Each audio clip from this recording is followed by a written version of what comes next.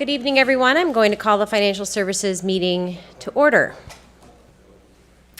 I would like to begin by acknowledging that we are in Mi'kma'ki, the ancestral and unceded territory of the Mi'kmaq people. I will call for a motion for the approval of the agenda. Moved by Councillor Boyles. Seconded by Councillor Turner.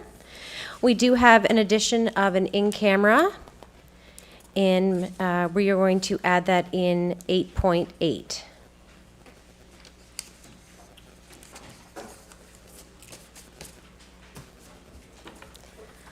Okay. With that addition, I'll call for a motion. All those in favor signify by saying aye. Aye. Contrary-minded, nay. Motion carried. Any emergency resolutions? Go ahead, Deputy Warden Murray. Thank you, Madam Chair. I have an emergency resolution that was supposed to go on the agenda and it didn't. It's for bursaries and it's going to be for June the 2nd, so it has to go through tonight. Okay. Is it agreed that we add those to our agenda tonight, the bursaries for the Climate Change Committee? Agreed? Okay. Let's put those in at 8.6.1. Climate change bursaries.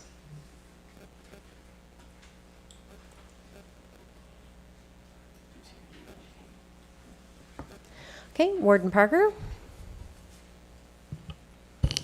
Thank you, Madam Chair. I would like us to add to our agenda the oncoming postal strike within 48 hours. Going to have a tremendous effect on small business in our communities and on seniors. So I think we need to respond to that, and because it's that close, I think we need to respond soon. Okay. Are we agreed to add that to our agenda this evening? Any disagreements? Okay. We will add that in. Let me see here.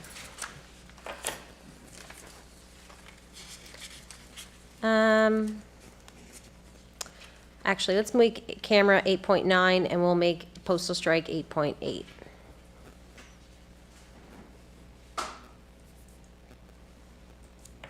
Okay. All right.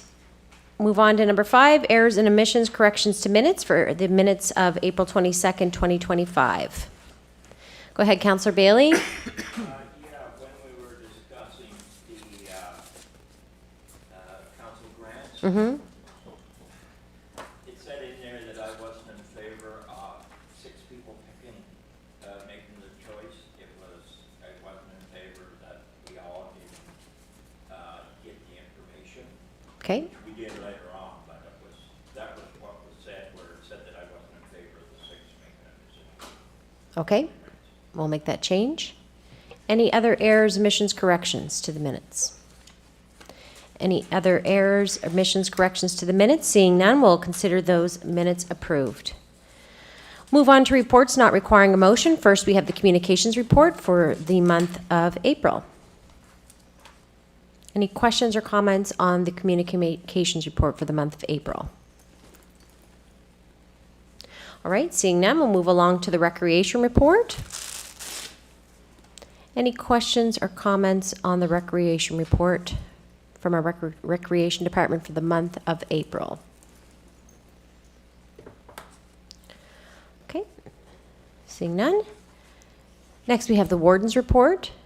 Is there any questions for the warden regarding his report for the month of April?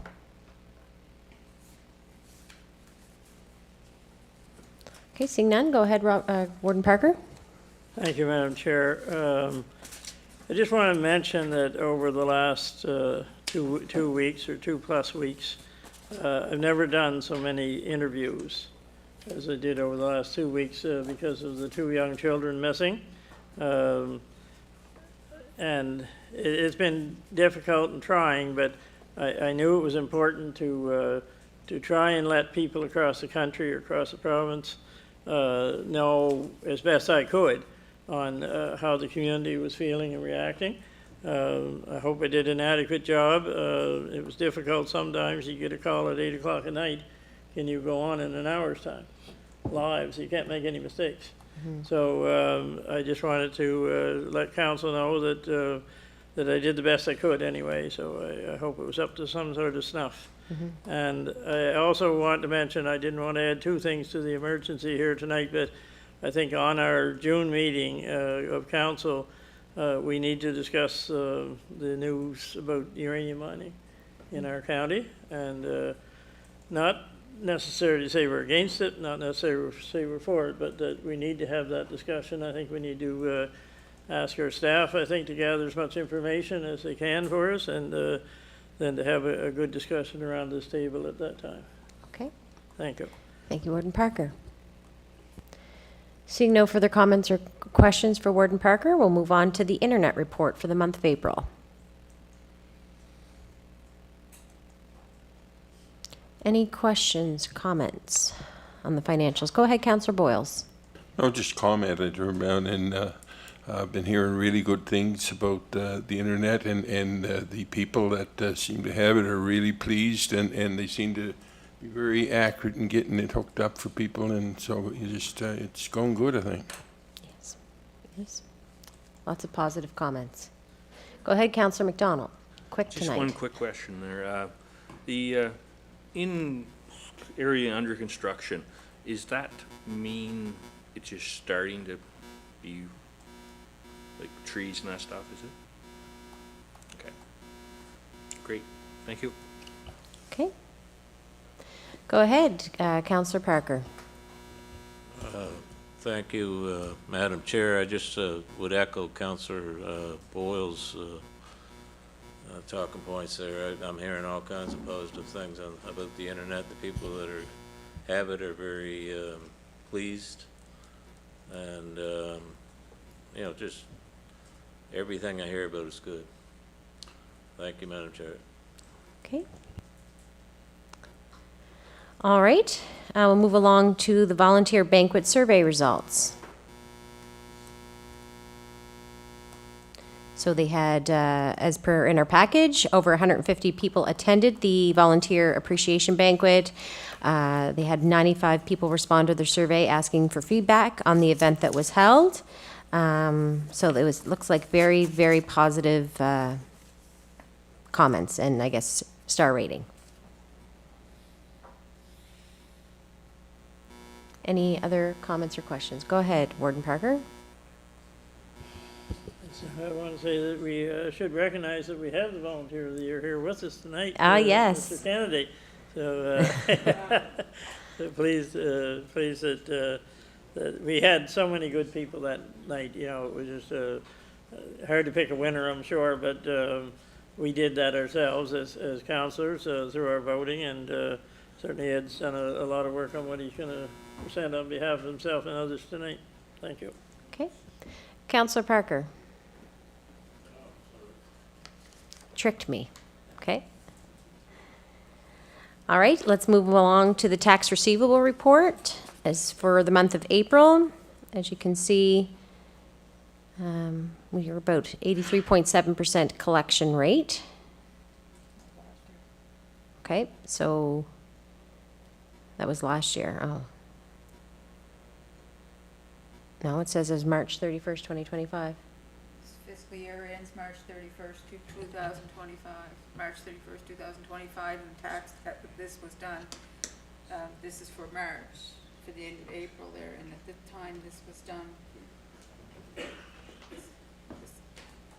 the time this report was done, the levy hadn't been done. This report, I think, is for March, not April, with the wrong months on there. Okay.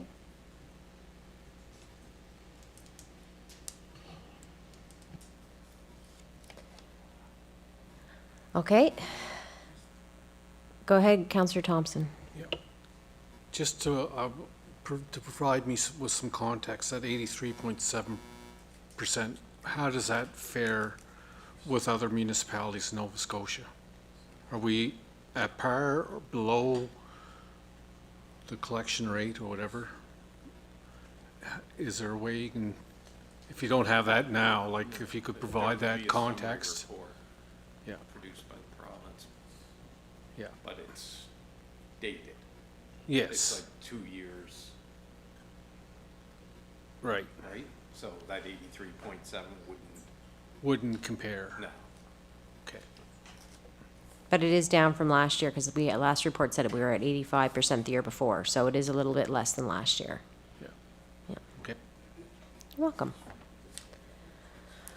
Okay, let's move on to our tax receivable report.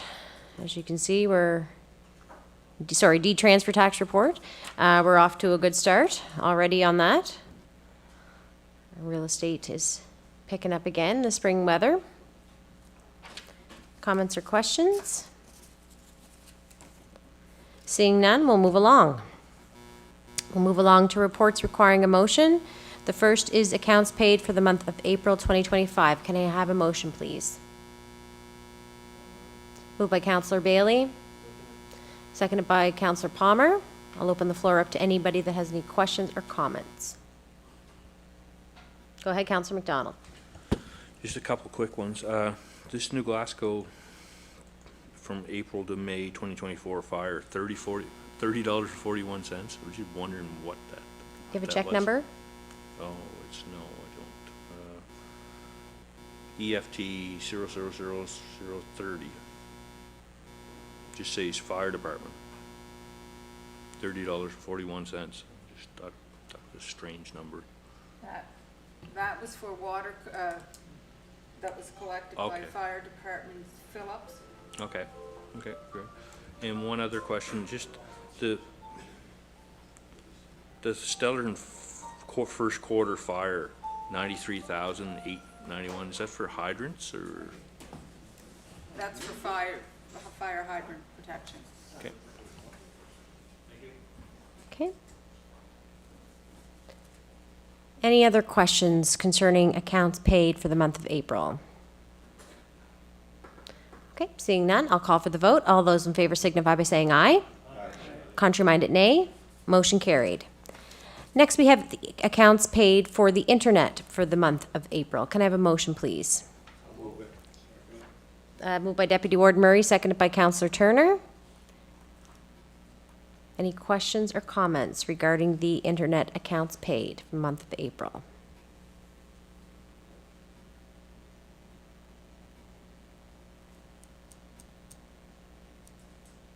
All right, seeing none.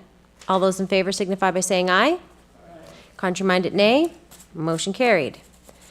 Next, we'll move on to our business items or items requiring action. So first, we have the Climate Change Action Plan, which was included in our package. Just a reminder that that was a separate item, a separate attachment. The Climate Change Committee is seeking approval by Council of its Climate Action Plan. So, who's taking the? Ed? Okay, come on up, Ed.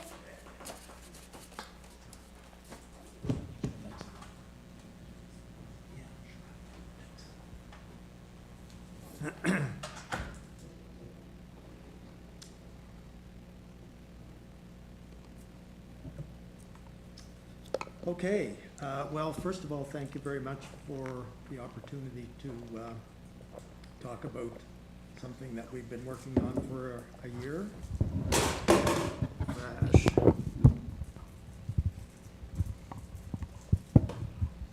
Okay.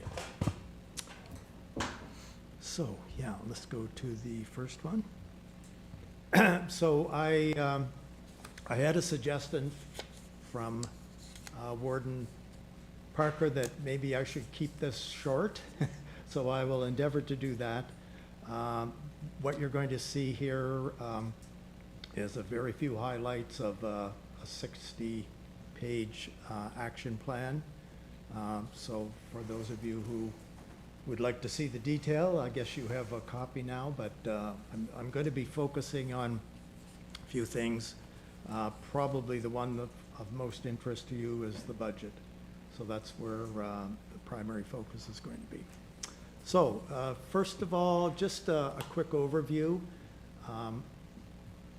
Quite a few of you in the room have been involved in this process, so this will not be new news, but just a quick summary of where we got to this point. So it started a year ago in February. And the first part was just doing some background research and coming up with some ideas for proposed actions. And shortly after that, we did an online survey. Got a fairly good response to it, and generally speaking, a positive response. In October, we did, during the month of October, we sent out with my friend Adam here, a number of media, either by poster or posters and with social media, just on the 10 largest impacts of climate change in Pictou County. And that was followed with the January 2025 council meeting. I was here for that, and we went through a little bit more detail on each of the 7 action areas. Following that, and that was just before the engagement meetings that quite a few of you were present at. We had about 175 residents and some pretty good feedback from that process. And the last item, I guess, was the last climate change advisory committee. There was a motion to bring the plan forward to your group tonight. So before I go any further, I think it's important to acknowledge that none of this would have happened without a lot of people that were involved. So first of all, our little climate change planning committee of myself and my 2 colleagues back there, Ian and Rick, and with a lot of input from Logan and some input from our friend Evan here as well. And in addition to that, we had very strong support by some of the people that are here tonight. That's certainly Warden Parker, the new councillor partner, Councillor Turner, and the former Councillor Parker, who was not, but he was engaged as well. And in particular, they were instrumental in doing the engagement, our fun-filled month of January of doing the meetings around the county. And lastly, the other person that has been really supportive has been, again, some of you have met here, Sydney Griffith, who is working with us on a part-time basis under a program of Clean Foundation. And she's been a really good support, as you will see later when we get to the budget. So, moving on. Yep, next one. So this is a very short synopsis of the 7 areas of action that we are proposing. What that slide shows is the feedback that we got from the 175 people that came out to the engagement meetings. And this illustrates the level of importance that they thought of each of the 7 areas. So that's what what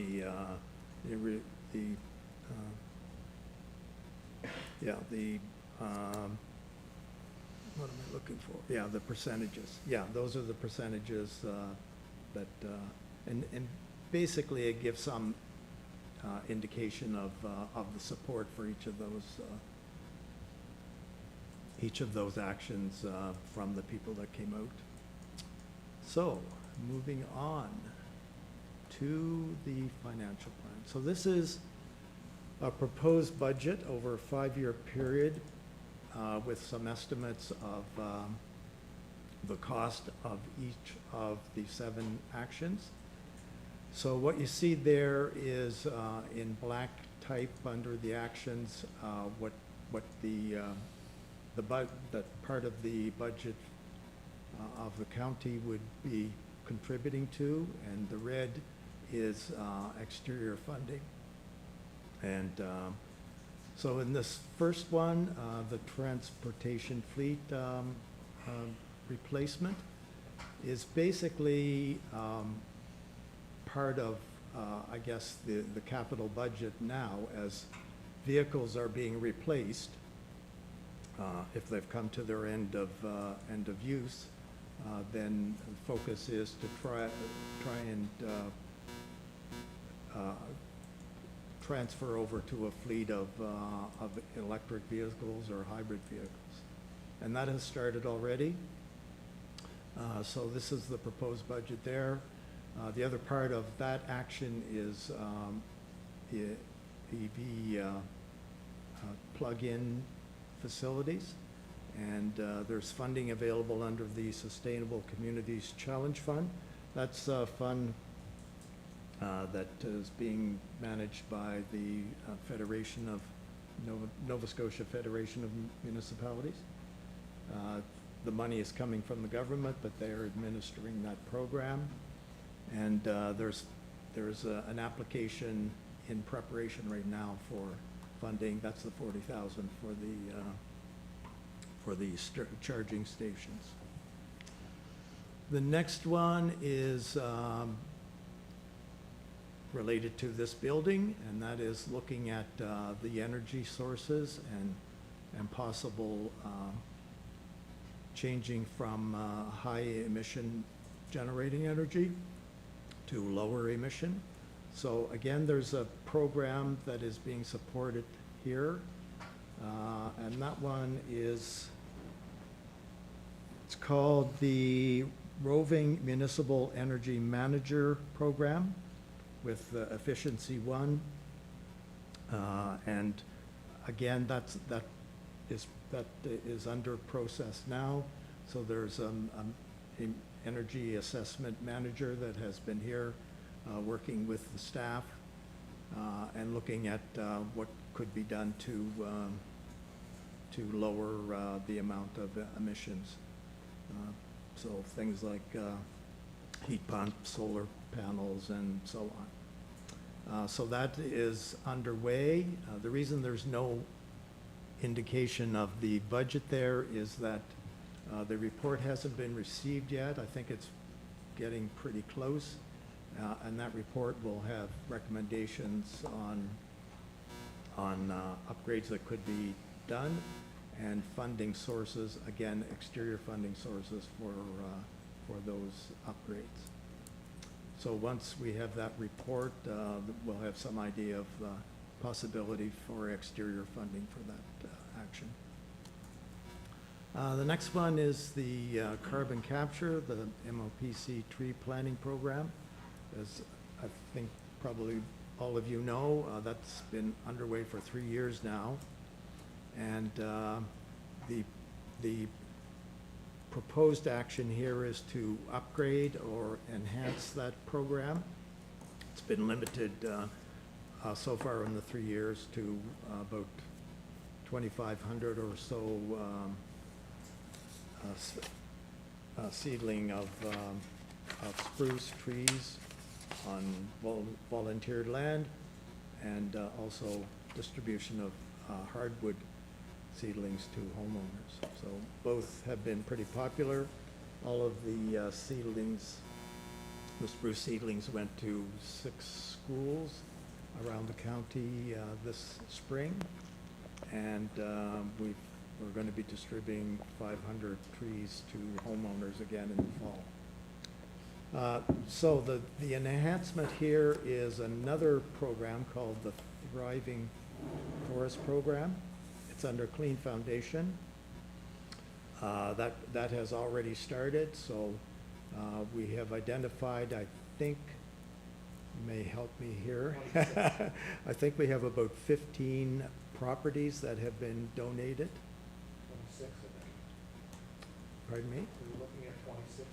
26? If I recall. Okay. For next year, I think For we're in next year, that yeah. 26. We have one lined up this fall in Salem. is, It's yeah. going to take a couple thousand. So the value of 4,100 there, that's the estimate that Clean Foundation has for what they're investing in that and doing that work this fall.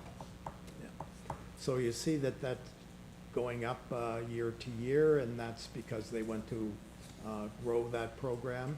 The money for that Thriving Forest program is coming from the $2 billion federal tree planting program that's been around for quite a while. That's some of that money has come to the province, and some of that money has come to Clean Foundation. So they are paying under that program for an assessment of properties to be planted on, looking at the soil, what kind of trees should be planted, depending on the soil situation. They purchase the trees, and they hire contractors to plant the trees as well. So, next one. Oops. So the next one is related to flooding, coastal flooding and erosion, which was one of the highest priority levels of interest when we did our dog and pony show around the province, or around the county, sorry. So there's a program there with an application, again, to the Sustainable Communities Challenge Fund. It's a partnership with Nova Scotia Community College down in Middleton. And they have applied for that funding, so the red numbers there again is the application that is in right now. Decision will be made in October, or by October, for who gets the money for that program, but we think we've got a pretty strong case. So it's related to developing an online tool that any homeowner that's maybe at a risk of flooding or severe erosion. So that's an online program. And then there's going to be an assessment of the erosion risk all along the coast of Pictou County, and the projection of that erosion into the future. So that's the focus of that program. Mitigating wildfire risk. This was a really hot topic when we did the engagement meetings. There's obviously a lot of concern for people that are in or near wood and forest areas, especially areas that are really has been damaged by Fiona. But the idea here is to do an assessment of the risk, community by community. There were a couple of other counties or municipalities that are involved in the program that Sydney is helping us with. And these estimates are coming from their experience. So they're doing across their municipality or county to assess what the levels of risk are to different communities. And they're using it's a federal program called, sorry, give me a minute. Yes, the Fire Smart program. So the Fire Smart program have coordinators that do this kind of assessment. That's happening in a couple of other counties, and it's certainly of interest to the residents that we've heard from. And let's see, next one. So the last two are essentially work that has been ongoing within the municipality already. First one, emergency and evacuation preparedness. So this is an area that Evan has helped us with, and he's been doing some work on this already, but the idea here is to provide some guidance for people that are concerned about emergency or evacuation if there is a major emergency. So provide some education on how to develop an emergency plan or evacuation plan. We're looking in the case of evacuation about the risks along the coast where a lot of cottages are in single lane access in and out of the properties. And so the idea there is to get the fishermen potentially involved to help with emergencies if that kind of emergency happens in those kinds of areas. And lastly but not leastly is the MOPC infrastructure, which is limited. This building, obviously, I'll just go through the list here. So yeah, basically it's wastewater treatment plants, this building, lift stations, and culverts on the few roads that the county is responsible for. But the proposal there is to assess what the risk is, mostly of flooding, and doing any upgrades that might be necessary to mitigate that if we have severe flooding in some areas. And so that has been input from Logan in particular on that area. So that is the proposed budget over a 5-year period.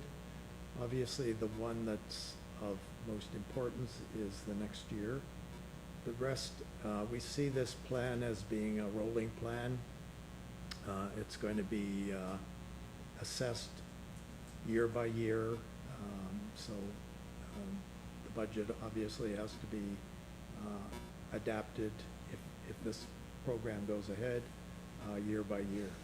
So those projections into the future will probably change depending on circumstances. Okay. And lastly, Go ahead. Sorry. So the last thing is just the action plan has an implementation section, so just a quick summary of that. So obviously, if this plan is accepted by the council and moves forward, it has to be synchronized with the budgets, both the operating and the capital budgets. And it needs to be really integrated with planning documents. And certainly in the case of the coastal erosion and flooding problem, there's a potential link with the land use planning discussions that have been going on in the last year. There is a performance measure idea in the plan as well, identifying key performance indicators. Again, if this plan is implemented, then it's going to require responsibility assignment to staff or others to make it work. And really it needs to be have an annual kind of assessment of how things are going. Is the plan working? Does it make sense to do it anymore? Are there other new things that should be added in or deleted? So that's really necessary. In the next year and a half, we're going to continue to get, or the county is going to continue to get support from Clean Foundation under the program that we're registered with. But after that, in our discussions, there's been concern about the responsibility loads that current staff have, and we certainly advocate that the county look at an expert take charge of this and make sure that it actually is successful. That is all I have to say, and happy to answer any questions or discussion. I know you have a very heavy agenda tonight. Yes. Okay, well, thank you very much. I will now open the floor up for discussion on adopting the climate change action plan and budgetary, I guess, they go hand in hand, those budgetary charts that Mr. Kennedy showed tonight. So I'll open the floor up to any discussions. Go ahead, Councillor Turner. Thank you, Madam Chair. So I'll make a motion that this report and budget discussion be adopted as presented. And I'm looking for a seconder, and then we can have a discussion on Okay, seconded by Councillor Wadden. Okay. Thank you. Go ahead, Councillor Boyles.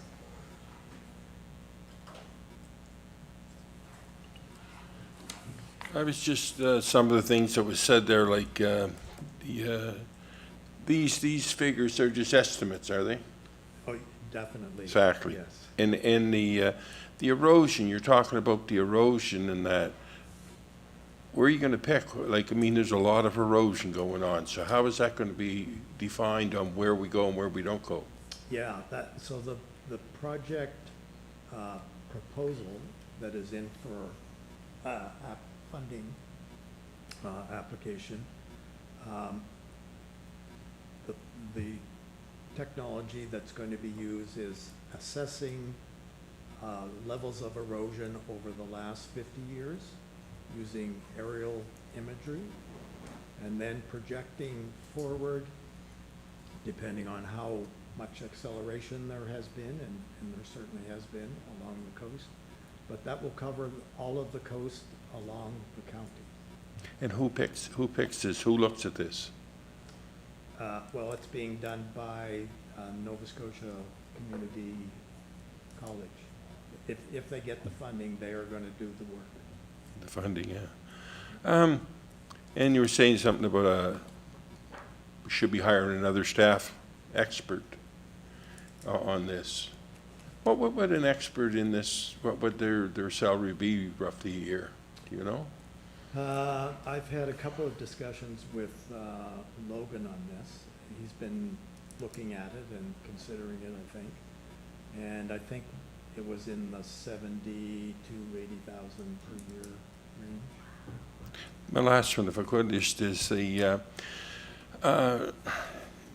do you think we're going, or that you're going too much at once instead of taking it, you know what I mean, one egg at a time instead of putting all your eggs in the same basket? It just seems like you got a lot of good things. I'm not saying they're not good. I'm just saying that I think it's you know, as you said, if you don't see something's working out. But I mean, we're asking our taxpayers to pay some pretty big money out here. Holy wuss, and that's a big budget. And I mean, that's the only reason I can't support it is the budget. I just think the budget is too much for our taxpayers. And you know, like, I think it was, you know, after the first year, I think it was 889 or something was, you know, was for the first year from us, and then it goes up and up and up. And I just, to me, I think it should be, you know, put out maybe more thought put into, you know, what's important right now to, you know, I know they're all important, but what is the most important right now, and then going from there. So I really can't support it just because the budget's just too high. Okay, Could I respond to that? go ahead. Thank you. So, the amount of action that's in this plan was, it was debated a lot at the Climate Change Action Advisory, or the Climate Change Advisory Committee meetings, about the scope of what we should be doing. And we settled on what we thought was a modest amount. The last municipal climate action plan for the county back in 2013 had 16 action areas. And nothing happened with that plan, or very little happened at least. That was the one that was shared with the town of New Glasgow. New Glasgow did some things, but I don't think the county did. So I understand what you're saying, Councillor Boyles. It is a big ask. We think that it's possible to get started on that. Some of the areas could be quite a bit more expensive than others. The biggest budget one was the wildfire risk assessment. And that would be quite expensive to cover the whole county and assess where people are vulnerable to wildfires. But it's also a very big area of discussion, or it has been in the discussions we've had. So ultimately, I don't think, I certainly can't, and I don't think our team can say, you should start with this and not start with that. I think that's the council's decision here. All of the things that we're putting forward have been supported by the people that have come out to have a discussion about this, so I think there's support for it. But as you say, residents would like to see all these, or a lot of residents would like to see these things done, but they also don't want to see their taxes go, so. Okay. I just wanted to run beyond that, is that it's nice your committee is doing this and getting in there, but it's us as councillors that got to say to the resident when, yeah, we're putting your taxes up, you know what I mean, and they're not going to be happy. I understand that. I'm one of those ratepayers. Warden Parker? Thank you, Madam Chair. Thank you, Ed, for presenting that on behalf of the other two gentlemen that are with you here tonight and others that took part. I want to ask one specific question, then make a comment. But so on the EV vehicles, where it shows 125,000 per year, is that the difference between EV and gas-powered vehicles or diesel, or is that the total cost? The expectation was that, given the history of the current vehicles that the county has, that there probably be upgrades of 2 vehicles per year over that period. So that would be the estimated cost for 2 vehicles.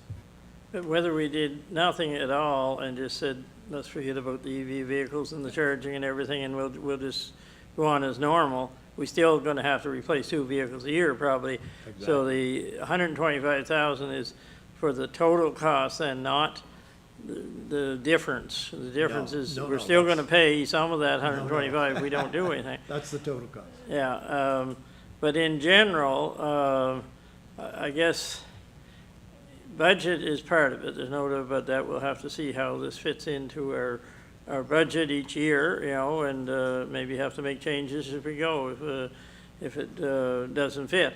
But I think right now climate change has sort of moved down the rung, 3 or 4 rungs, to what people's most urgent needs are.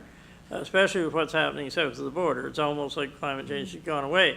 We're going to dig some more coal and put some more coal generating stations in and get rid of all the EV vehicles and, get right back to gas as quick as we can. So it feels like climate change must have got solved. Somebody must have solved it. But we know that's not true. That temperature that we're not supposed to go above, I forget if it's 2 or 2.5, whatever, is still happening. Around us all the time. We're just not hearing as much about it because there's so many other issues. Cost of living, wars around us, and bullies around us, all of this happening, it's kind of taken people's attention off of climate change and, oh yeah, that's somebody's going to look after that for us. But I think it's important for this council to give the message to our people that we're not taking our eye off the ball. that we are attempting to do some things. Certainly wildfires, when we went around to the different communities, were way up there at the top of the list. People seen what happened across our whole country and right here in our own province. So some of these issues aren't just about climate change. They're the impacts of climate change, and how are we going to help our residents not to get their home burnt down, or not to have their coast come down on top of their cottage or whatever. So I think a lot of these things are very real that we have to deal with anyway. They're framed under climate change as things that are happening because of climate change and will therefore continue to happen. So I think it's important that, yes, we keep our eye on the money end of things, but it is a time when there's quite a bit of money available to help us, which may not be the case in the future. And we have an excellent person looking for that money every day and trying to cut our share of the cost down. A lot of it is coming or predicted to come. She can't say for sure at this time, but predicted to come from others. So I think we have to keep that in mind, that this climate change thing isn't going to go away, and that we need to be doing our best to try and limit that as much as we can. Thank you, Madam Chair. Okay, thank you very much, Warden Parker. Go ahead, Councillor Parker. I want to thank Ed for the fine presentation he gave here tonight, and I believe this is an important priority for the county. As to climate change is a big concern to everybody in this county, and I will be supporting this motion. I think we need to, like, there's a lot of people worried about the wildfires there's going to happen there after Hurricane Fiona. There's people clearing their whole lots, 7 acres over in Green Hill. A fellow just cleared it all. He's looking to get his trees planted now, but that's a major concern because there's so much deadfall everywhere. But you know, it's really important to our county that we look into climate change, regardless of what's going on south of the border here. And I fully support it. Thank you. Councillor McDonald. Thank you. This one's probably for Brian. How many vehicles do we own? 12. 12, okay. And what type of heating system is in here? Oil, okay. And the Fire Smart thing, we had somebody down in Kensville on Saturday about the Fire Smart thing, and they said they would go around and do audits or whatever on individual houses. There's 4 or 5 people in the county that can do these audits, personally, that stuff. They didn't say any price range or whatever. They didn't say anything about price, but through the Department of Natural Resources or something like that? Yep. Okay. And Okay. Yeah, and there is funding available for that work too. You're welcome. Anyone else? Go ahead, Deputy Warden Murray. Thank you, Madam Chair. Thank you, gentlemen, and the whole committee. That's for sure. You did a wonderful job. I read the whole thing, and there's a lot of good stuff in there. My only concern is the financing. That's a big ask for sure.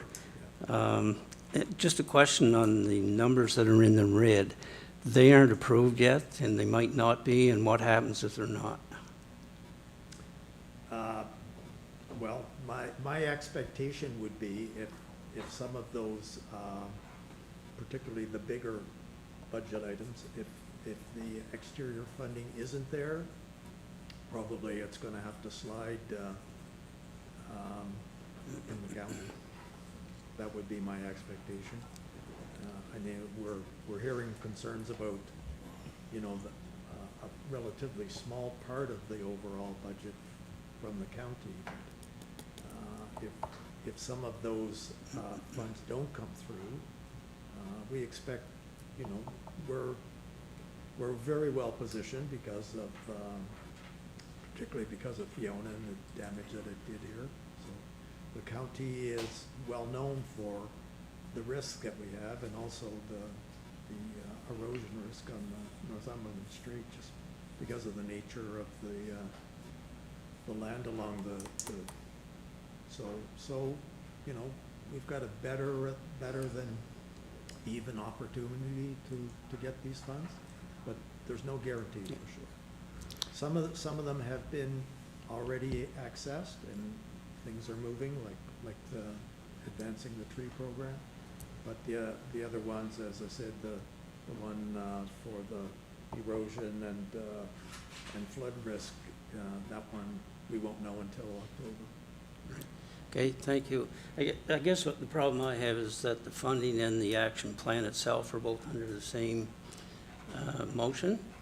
I'd like to see it broke apart because the action plan can certainly support it, but I can't support in the total amount of the funding. That's a lot, big ask, especially this time around, that there's some hard times out there in everybody's districts. That's my comments. Thank you. Councillor Wadden? Thank you, Madam Chair, and thank you for the presentation. A lot of hard work went into this, I'm sure, and really good information. And yeah, I have concerns with the funding as well. However, I look at the list of what you're trying to do, and it's common sense stuff for what we're going through right now. At some point, we're going to have to bite the bullet and put this money out. And like, since we have funding that may be available to us, I don't think we should turn down those opportunities. I think we have to move forward. I look at what's happening out in Alberta and the water shortages out there, which scares the heart out of you because, I mean, Alberta's beef country and they have no water. Then you see the fires going on in Manitoba, and this time of year, Manitoba was always flooding. So we're well into climate change, and I think to take another year or 2 years or whatever and not do something is not working on behalf of our residents. And I think we have to make a decision, and I think climate change is here. And I think we're probably late even starting this, but I think we do have to start. Thank you. And I will be supporting the motion. Thank you. Councillor Palmer? Thank you, Madam Chair. Thank you for your presentation tonight. A lot of work went into this report. I can see that. A lot of effort but I have same concerns as some of the councillors around the table about the budget and the fit and everything like that. And that's something that we'll decide at budget time, whether we can move forward with certain items and not. And like the warden said, there's money available now. And if you don't take advantage of those situations, then, you know, it's lost opportunity because I don't think they'll be there forever. My other concern is, you know, climate change, it is happening and we all see it. The problem is the rest of the world doesn't see it, right? So what we do here in Pictou County will have little or no impact on the rest of the world, or on our climate change. But we should be doing our part too, right? I don't think that we should be, it's same as recycling. You go down Florida and everything goes in the dump. There's like, in one day they put out as much garbage as Nova Scotia does in a year or so. But we got to do our part also, right? My concern is the budget end of it and things like that, and I think that we should be picking and choosing parts off your report to move forward with those things, right? So one thing that I've seen in your report is what they call them carbon credits, the greenhouse gas offset credit system. Is that a thing? I didn't know that they still had that, or that was a long time ago, right? Do you want to respond to that? As far as I know, that program is still available, and there is some money available. It may be used up by now, but when we were doing the report, that was available. So that means if we get a credit, right, we can sell that off to an industry, right? Or, yes, it could be used as tax credits or whatever. Yeah. So, Something to investigate. yeah, my only problem is here we are doing our thing, and somebody else not doing their thing, and you know, our residents are paying for it, right? So, but again, I think it's something that this council is going to have to discuss during budget time, what we want to pick and choose. And EV vehicles, you know, it depends on the type of vehicle. We get a lot of trucks that you need and things like that. 125 is not going to cover a 3/4 ton truck, right? No. So it's going to cover your Probably can't cover even one yet. yeah. Right now. So, and the other thing that you read about the EV vehicles, in the wintertime, they lose like 47% of their battery life, right? So, for charge. Infrastructure in the province is a big issue still. Infrastructure in the world is the problems for that. Like, you're having blackouts in California and Texas and everything like that. We don't have the power grid to support if everybody went on an EV, if everybody bought a EV. And the other thing is, if you read, I read a little bit on, they say to dispose of them it's more of a carbon footprint than it is if you have a gas vehicle, right? So, and then your return on your investment too, right? When you sell it, well, you get money. But all this stuff is new to everybody, and I do believe we should do our part, and it's something that we should be looking at, picking and choosing which parts we want to go with right now and move forward. So, thank you. Okay, Councillor Bailey? Thank you, Madam Chair. The ask is high, there's no doubt about it.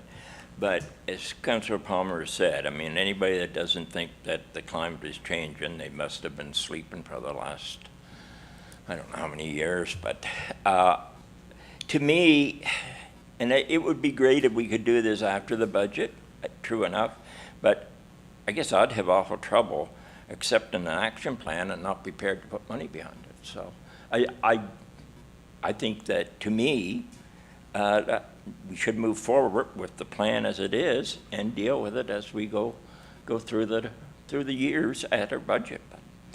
You know, but we definitely can't accept the plan if we're not going to put money behind it. That's Okay, thank you. Is there anybody who hasn't spoken yet before we move on to those that would like to speak a second time? You're like Councillor Bailey.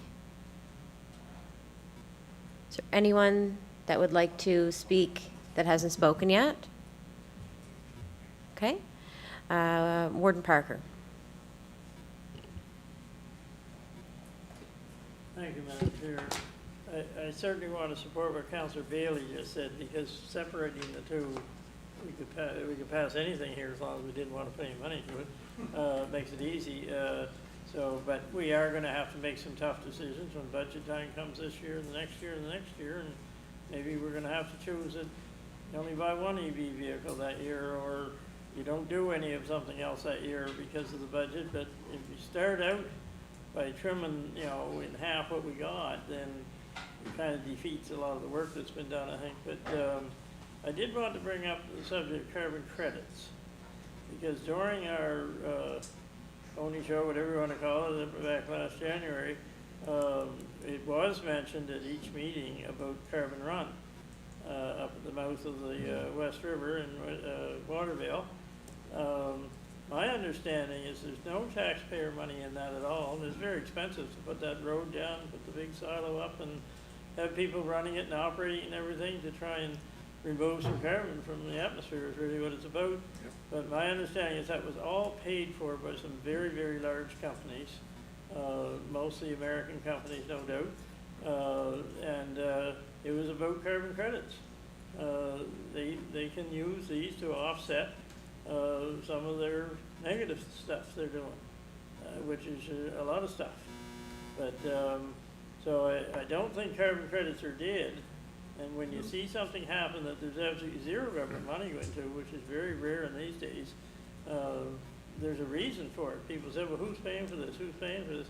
Maybe it's a different type of carbon credit than what we were talking about here or in Canada or whatever, but certainly that's was done without any government money. So I think we have to remember, and in terms of us doing our share and others doing their share, I've heard that for years, that maybe India or China is not doing their share. But I want to be able to say to my children, my grandchildren, and all our residents' children, that we tried. You know, we did the best we could. Maybe some other areas didn't, but we did the best we could here for our residents. I think that's important, and hopefully maybe it'll set an example for some others to try a little harder, because there's lots of good stories around this province. Even when we go to NSFM, we hear a lot of good stories about what other municipalities are doing to move this along, for sure, and we don't want to be at the back of the lineup. Thank you, Madam Chair. Okay, thank you.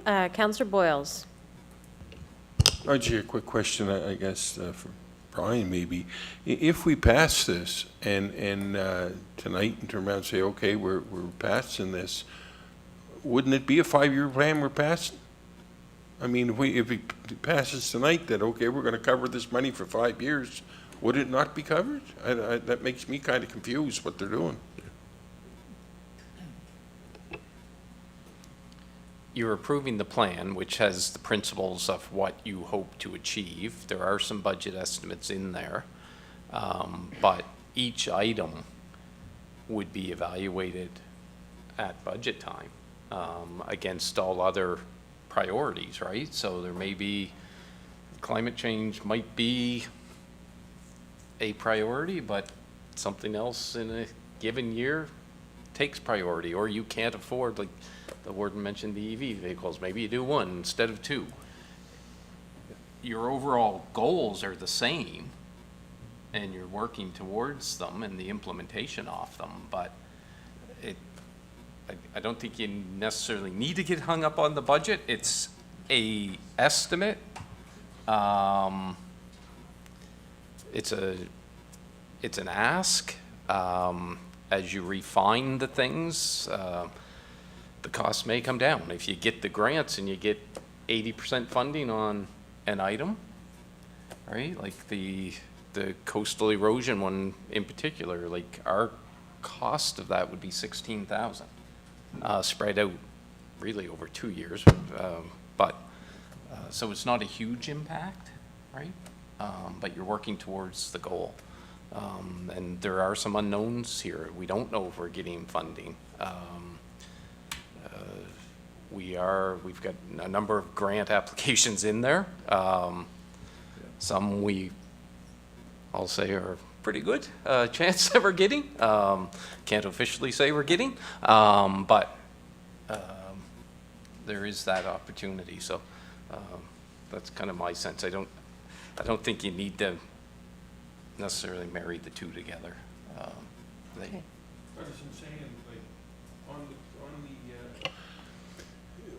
If we pass it here tonight, if we say, okay, yeah, we're passing this, I don't understand how they're asked for 5 years. They're showing this what they want to do 5 years. It's all there, and if we pass it, how can we at budget time say no, we're not going to do it now? It don't make sense to me, but I guess that's the way council works. I don't know. Okay, Deputy Warden Murray.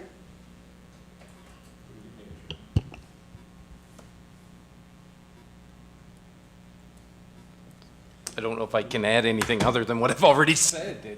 It's a plan. You're working towards the goal. And, right, there may be things in there. It is a 5-year plan, right? It's proposed to be over a 5-year period, but it could be, realistically, an implementation plan could be a 7-year, could be an 8-year implementation plan, because not everything is going to line up perfectly. That it's going to happen within a 24-month period. Government doesn't work that way. And if you get all your funding, and you get all really your good. funding and things like that. So, like some of the things that are in here that there's funding, the funding decisions aren't going to be made until, I think some of them are September, October. So you're already halfway through a fiscal year. So am I correct in saying we should be thinking of this as that this is what they would like to do? And that this is what they're, but when it comes down to budget time, that's when the real decisions will be made. We like this, we like the idea of it, if you want to vote for it, but the final decision on the cost of things will come at budgetary time. That's correct. Yeah, ultimately, council will decide, these are the items that we can handle in this particular year, and this is what we can provide the funding for in any particular year. Yep. It's, the goals are still the same. The items are still the same. The challenges are still the same.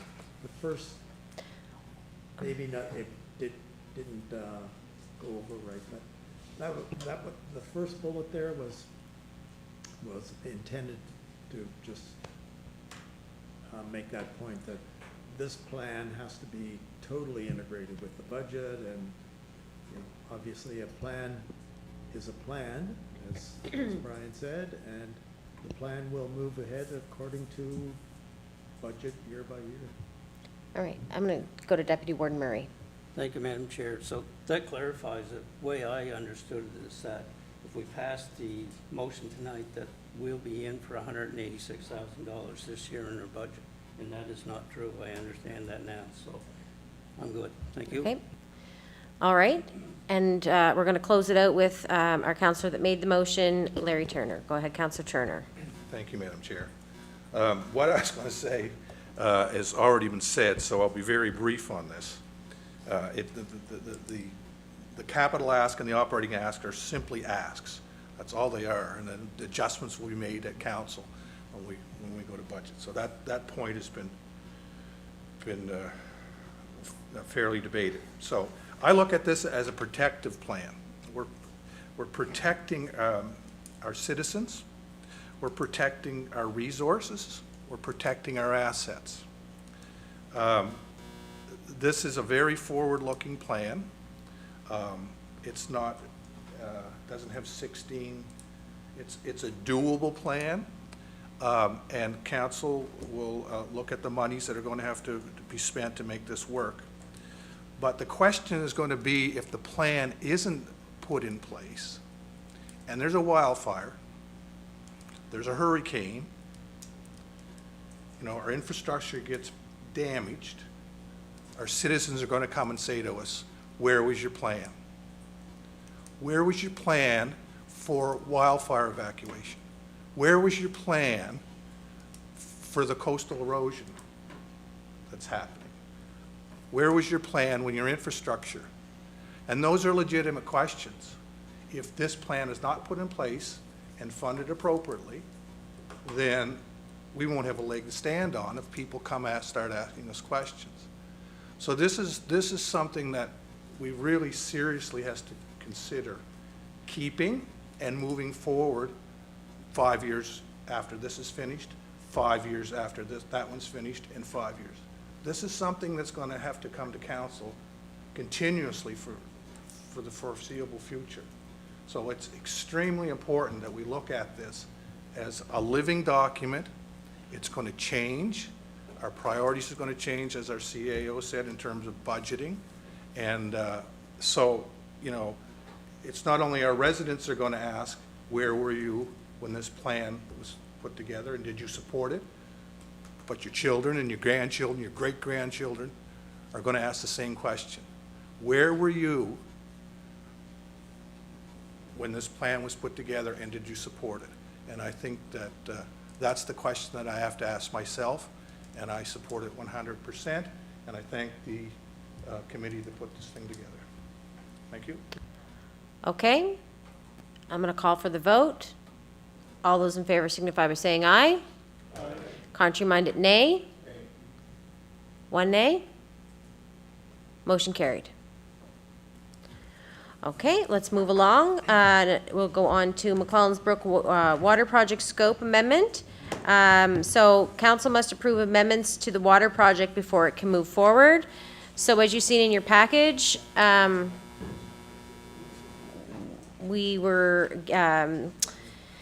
was tendered by Street Engineering. There's 3 bids that came in on the project. There is some areas within the design where residents indicated they do not want water services. So removing these residents will, these areas will reduce the overall costs. So yes, I'll open the floor up. Go ahead, Warden Parker. I don't understand totally what's going on here, but I realize that like all the bids that come in, everything now come in considerably higher than what the estimates were. And so then some cutbacks were made to try and keep that handleable. So on the chart that's there where it says the estimated costs, and then the revised costs. So the estimated originally was 7.5, slightly more, 7.5 million, and it was broke up between the federal 3.5 more and the province 1 3/4, and us at a little over 2 million. And then in the revised costs, which I take it is the cost of what they actually come in for, the 10 million plus a little, the figures for the federal and the provincial stay the same, but ours show doubling to 4.5 million. Is that at 4.5 million, or were the cutbacks that we asked for put it back to the 2 million? That's what I'm not clear on. Yeah, so that chart is actually from February. So that was the memo that was circulated in February that Right. just showed that we were, for our costs had gone from the 2 million to the To the 4. four. So the scope of work and the reduction brings it back within the original project estimate of the 7.6 million. So ours then goes back to To the the slightly 2. over 2. Yeah. Okay, that was just confusing. I thought that's what the cutbacks were for, but I wasn't sure, so I thought I better ask when I'm not sure. Thank you. Okay. Any other questions? Go ahead, Councillor Parker. Thank you, Madam Chair. Why did the price go up so much? Is this like what went up? I know you're taking it back to, to the original estimate, but why did it go up so much? Why did the estimates go up so much? Inflation, really inflationary pressures. So when this, the other thing that, when this project was funded, the estimate that was on the prepared would have been like a Class D estimate. So basically shot in the dark type thing. So as it was designed, and we got funding for this without really anything behind the application to some degree. So that was part of it. The original 7.6 million was a really high level estimate. Like there was really no design work, engineering work had been completed at the time that we got this money. So as it got designed, and really from the time that we had the funding to design was probably close to 2 years to complete. So, and then you refined it, and scope somewhat changed on it, and just the nature of the design was complex because it was originally a looping system, like it would loop the two ends, so there was a complicated design. So Yeah, no, I was just trying to figure out why it went up so much, but Yeah. inflation definitely drove everything up. Yeah. Yeah. Thank Dreaded you. I word. The dreaded I word, Oh, inflation. Thank you, Madam Chair. Councillor McDonald. Just a quick question. So this, right now, it's at 7.9 million with the HST. And is the federal and the provincial funding still there at the same amount, 3.7, 1.8? yes. Yes. So that'll leave us at 2 point something 2 million? and change. 2 and change. Okay. It's based on the original, so we have funding up to 7.6 million. And it's based on the cost share percentage for the federal and provincial. So right now, the revised week's bid is 6.9 plus HST.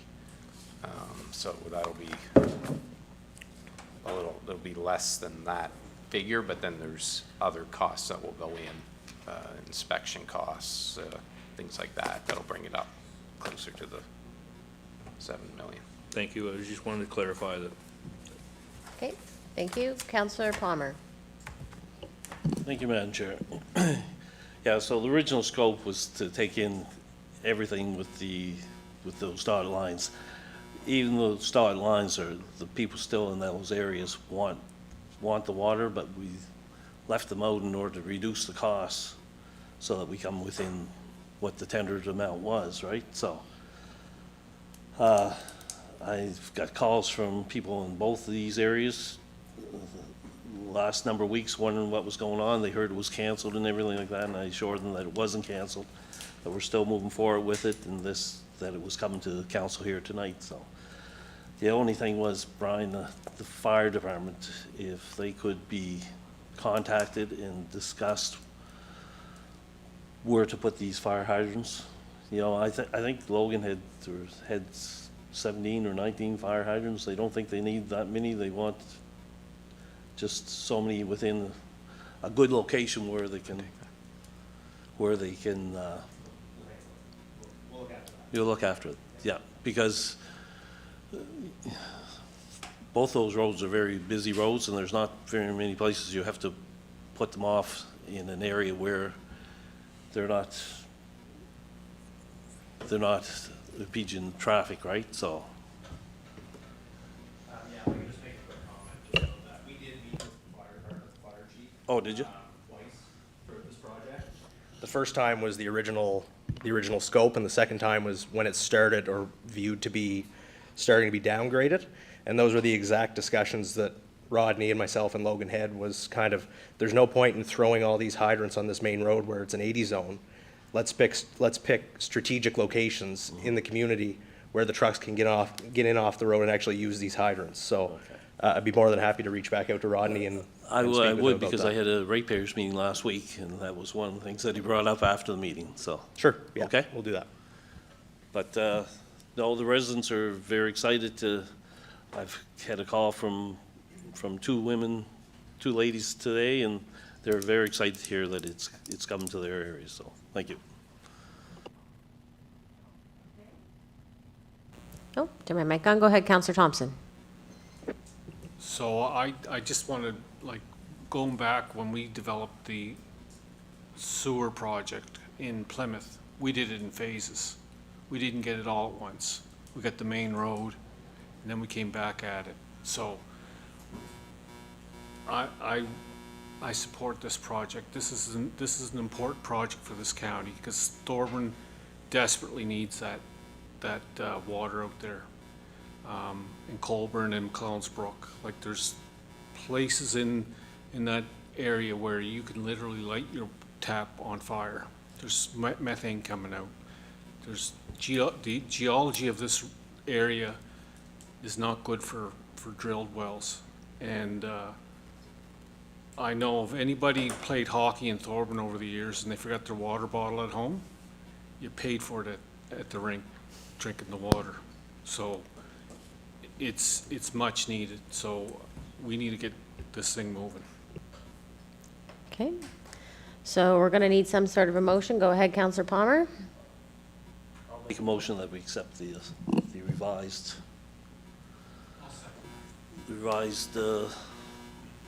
phase, I guess, phase one of the project. Phase one of the MacLellan's Brook Colburn Water Extension? Yeah, to include the green areas. Okay. Okay, it's been moved and seconded. Any final comments or questions? Go ahead, Councillor Boyles. Yeah, I mean, we've been doing a lot of route around McCollins Brook and through them places and everything since I became a councillor. We've been putting there, so I just hope that the other areas, like, I got some areas in my district that need it done too. Okay. Thank you. All right, seeing no comments or questions, I'll call for the vote. All those in favor signify by saying aye. Contrary-minded, nay. Motion carried. All right, let's turn the page.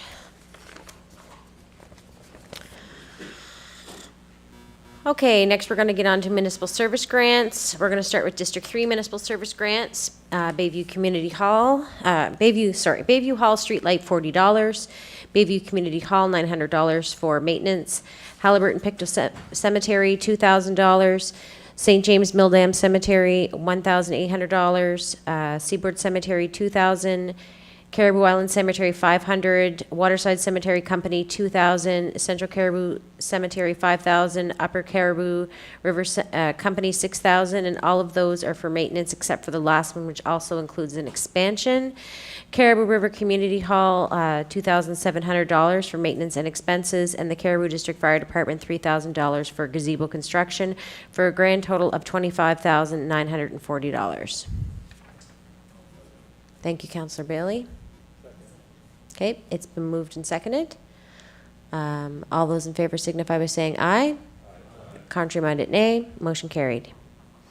District 7 Municipal Service Grants. Millbrook and Area Community Club, $1,300 for cell booster gravel fill for hall. Forest Hill Cemetery, $2,000. Millbrook Cemetery, $2,600. Friends of Pioneer Cemetery, $2,500, all for maintenance. Friends of Caledonia Cemetery, $1,000 for headstone repair. Northumberland Regional High School greenhouse project in the amount of $5,000 to assist in purchase and install greenhouse. And carpool lot street light, $480 yearly operating costs, for a grand total of $14,880. I'll move it. Moved by Councillor Parker, seconded by Councillor McDonald. All those in favor signify by saying aye. Contrary-minded, nay. Motion carried. Next, we have District 10 Municipal Service Grants. Thorburn District War Veterans Association, $1,667 for maintenance history binder on names on cenotaph. McPherson's Mills Community Hall, $4,000 for maintenance and floor repair. District 13 Rec and Planning Commission, $5,500 for facility maintenance. Union Presbyterian Church, $2,500 to replace windows. Both Thorburn Cemetery Association for $2,500, and the Mountain Cemetery, MacLellan's Mountain, for $3,200, and the McPherson's Mills Cemetery for $3,000, all for maintenance, for a grand total of $22,367. Okay, it's been moved by Councillor Palmer, seconded by Deputy Warden Murray. All those in favor signify by saying aye. Contrary-minded, nay. Motion carried. Next, we move on to the high school graduation bursaries. First, we have Northumberland Regional High School in the amount of $2,000 for graduation and bursary. North Nova Education Center, $2,000 for graduation bursary. Pictou Academy for the amount of $200, and Tatamagouche Regional High School for $200, both for bursaries. So a grand total of $4,400. Moved by Councillor Turner. Oh, Councillor McDonald. Like, sorry, I didn't know where that voice came from. Any questions or comments on the graduation bursaries? Seeing none, I'll call for the vote. All those in favor signify by saying aye. Contrary-minded, nay. Motion carried. Next, we'll go to 8.6.1, which is the climate change bursaries, as we talked about prior. I know we did at the Grants Committee. $500 each for the two students that sit on our Climate Change Action Committee. We need a motion. Okay, moved by Deputy Warden Murray, seconded by Councillor Turner. Any questions or comments for those two students? Go ahead, Warden Parker. Thank you, Madam Chair. I just want to say how well-deserved this is, and I'm glad the Council Grants Committee, brought this forward. These two young people in particular, we've had 4 or 5, maybe even 6 different young people on our Climate Change Committee at various times. But these two were there, if not every meeting, they were there, a lot of them. Mm-hmm. And they participated too. They weren't just taking it in. They were participatory. They were out planting trees. They were, I think even my brother Dave, when he was on council, took the two of them down to Power, I think it was, sponsored to look at future energy projects or ways of producing energy and whatnot. And so we've always tried to get some young people on the Climate Change Committee who said, well, they're going to be the people that are living it, and so, it's not easy.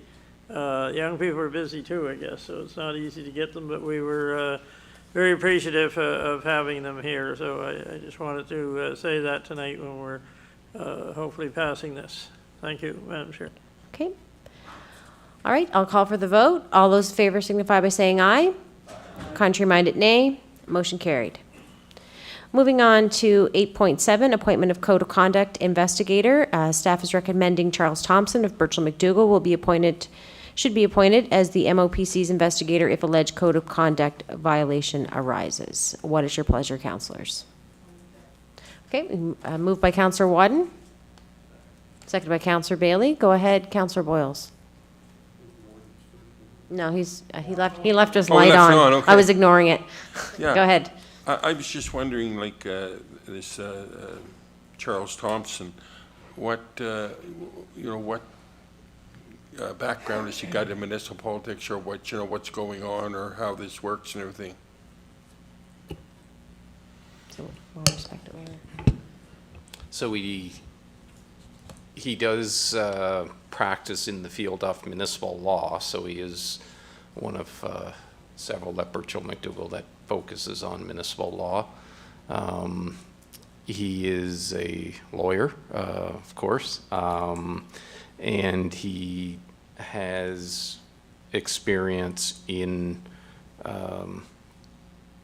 conducting investigations. So he was actually recommended, as the memo says, by our labor lawyer, has used him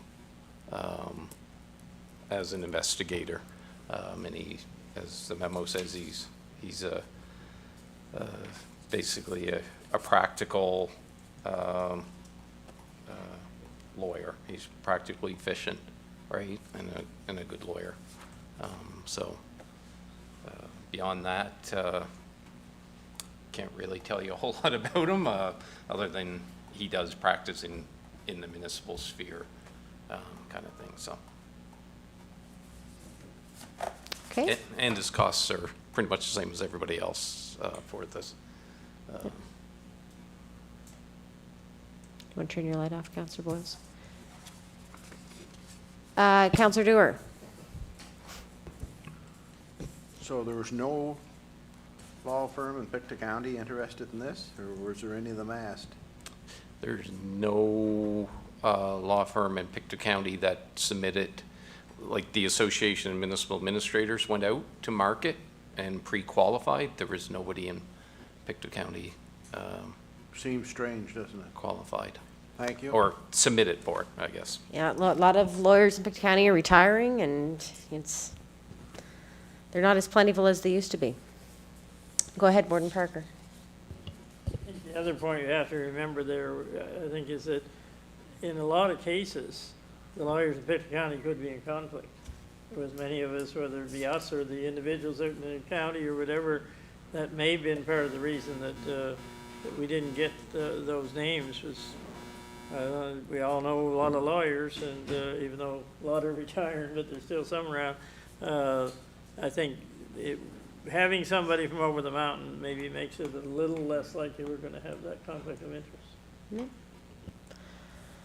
Okay, seeing no comments or more comments or questions, I'll call for the vote. All those in favor signify by saying aye. Contramanded nay. Motion carried. Okay, next we'll move on to our emergency resolution this evening, 8.8, the postal strike. I'll turn it over to you, Warden Parker. Thank you, Madam Chair. No doubt you've all heard on the news the last few days. We sort of knew it was coming almost for a week or two here. The postal fellows are going on strike again. It seems like we just went through this, and we did at Christmas time, and it really made a muck of a lot of people's lives around that time. I'm thinking especially of small business. A lot of small business, they ship out stuff every day pretty near through our post offices, and it just stops them cold in their tracks. There are other alternatives, but they're 2 or 3 times the cost to start with, and they don't have the same program worked out as they do with Canada Post. But it's not just the businesses. Our seniors depend on their mail coming to them. They already got rid of half of the mailboxes. They're out to get rid of the other half now. But I don't have any problem with individuals, asking for an increase in their wages or their pensions or whatever, but not at the cost of all the rest of us in terms of services. That will be used as an excuse, whatever settlement they come up with, and they will come up with a settlement after we go month, 2 months. then the government will come in and say, okay, we're gonna settle this. Settle it now. Don't put us all through this for the same as we did before, because I think we're being set up to have a whole lot of our services removed, including our local post offices, including our mail delivery. What, in my mind, the government should be going the opposite way and say, well, in our communities, we don't have any banks anymore in our communities. We got rid of those. We got rid of the schools out of a lot of our communities. We don't have a lot left. Grocery stores, even in a lot of communities, don't have. There should be a federal building there that is able to do not just what they're doing now, but to do more. And maybe that's where some of the money will come from to pay these people what they want. When you think of banking services, some of that could be provided, you know, in these, stop calling them a post office, call them your federal building, call them whatever. But I guess my effort tonight, or why I asked for an emergency resolution, we're so close to the hour here now, and the government could step in. Yes, they'd be accused of interfering with negotiations, but to me, this is an essential service. It should just be done with and called an essential service, so we wouldn't have to go through this all the time. So I'll make a motion that we write a letter to the Prime Minister. He says he's going to be the fellow to fix everything, so we'll write it to the Prime Minister, to our local MP. I don't know who the minister is, if it's a Crown Corporation, so I don't know if there's a minister in charge of Canada Post or not, asking that they force the parties to binding arbitration or whatever needs to be done to get this settled and not ruin everybody else's life for the summer while they go through a period of strike. So that's the motion that I'll make. Somebody can filter some of the words out of there. There's a few too many, I think. And I ask for a seconder. Second. Okay, and seconded by Deputy Warden Murray. Okay, I'll open the floor up. Councillor Boyles. Yeah, I was talking to somebody from the post office, and they were telling me that what they think is going to happen is there's not going to be a settlement, that they're going to go a year, and then they're going to just get rid of the union, and they're bankrupt. They got a lot of holdings and stuff like that, but as far as they're bankrupt, and they figure they're going to go a year, union gone, close her all down, and then you'll never see postal service like we see it now again. Now, that's just coming from them. I don't know. Okay, your light.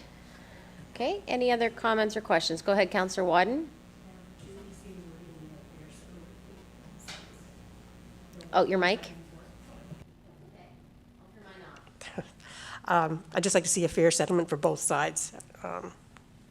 And speedy, I agree with the warden there, but I think it's important that it's a fair settlement to both sides.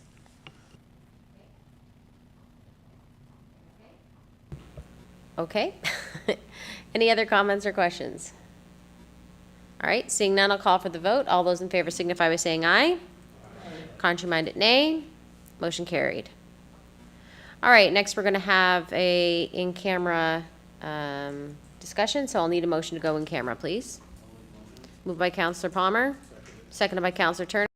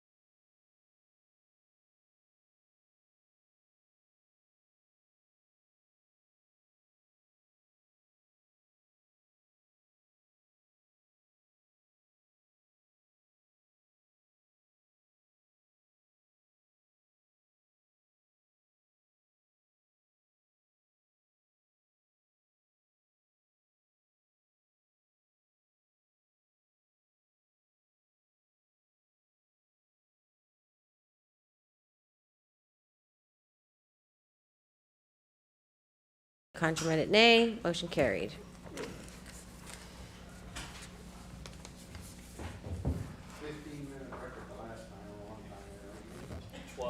I'm not even done yet. I'm not even done yet. Are we good to go? Okay. Any deferred business this evening? Better not be. No. Motions of reconsideration. Okay, seeing none, I will adjourn the meeting. Will be the form too for those tax sale bids.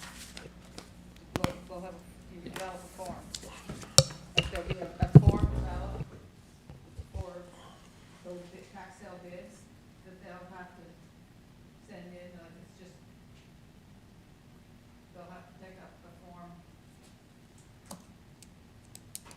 Okay. a standard form, yeah, there'll be a standard form for those bids. Whether we put it online or whether they pick one up or whatever. Okay, I'd like to call the property service meeting to order. First, I'd like to begin with acknowledging that we're in the Mi'kma'ki, the ancestral and unceded territory of the Mi'kmaq people. Next is the approval of the agenda. Moved by Peter, second by Joel McDonald. All those in favor signify by saying aye. Aye. Count my nay, motion carried. Is there any emergency resolutions? Any emergency resolutions? Any emergency resolutions? Seeing none, we'll move on. Errors, omissions, or corrections to the minutes of April 22nd, 2025. Is there any errors or omissions or corrections? Any errors, omissions, or corrections? Seeing none, we'll consider those approved. Next is the in-camera minutes of April 22nd, 2025. Is there any errors, omissions, or corrections to those minutes? Any errors, omissions, corrections? One more time, any errors, omissions, or corrections? Seeing none, we'll consider those approved. Next are reports not required in motion. First is Director of Public Works and Development. Councillor Bowles. Yeah, I don't know if anybody can answer tonight or not, but I was just wondering about the Evan McDonald Road out in Lynacy there, if there's any decision on what they're going to do out there. They sent out the letters and everything, and the people put them back. So, or do I have to wait till Evan's back? Or Logan, I'm sorry. Why do I keep saying? Well, I know why I do, but yeah, exactly. Look like. Yeah. I think give him a call, Peter, and just find out, or else you're going to have to wait till the next meeting. I'd give him a call. Okay? Anybody else? Warden Parker.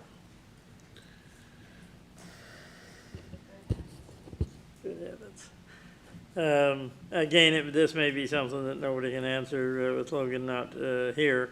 Under the Blue Acre sidewalks, it talks about CBCL completed 3D renderings of new sidewalk layout and lighting, and is working to complete a streetlight renderings to provide recommendations for improvements. Do we have any idea where this is right now in terms of, is it main lights they're talking about? Is these flashing lights we talked about before one time? Is it something different? It just says they're studying it. Have they come to any conclusions yet as to what they're getting along well with the sidewalk? So soon they're going to have to move on to the next stages. I don't know if our CAO knows or not. We don't have the final report back, but it's basically lighting, or it's two-part lighting. It's general, we'll call ambiance lighting, as well as safety lighting at intersections. At the Yeah, crosswalks? so it's both. So they're looking at both. And what they're looking at is what meets basically the uniform traffic guide, right? That's what they're evaluating against. So, so then once they come up with their design, it'll be submitted to the authority having jurisdiction, which is Public Works, and they'll approve or. So they could say no lighting. They could say no. It's within their right of way. They could say no. lighting does not meet the standard. Don't know that yet because we haven't seen the report, right? But that is a potential outcome, that the province and the traffic authority could say.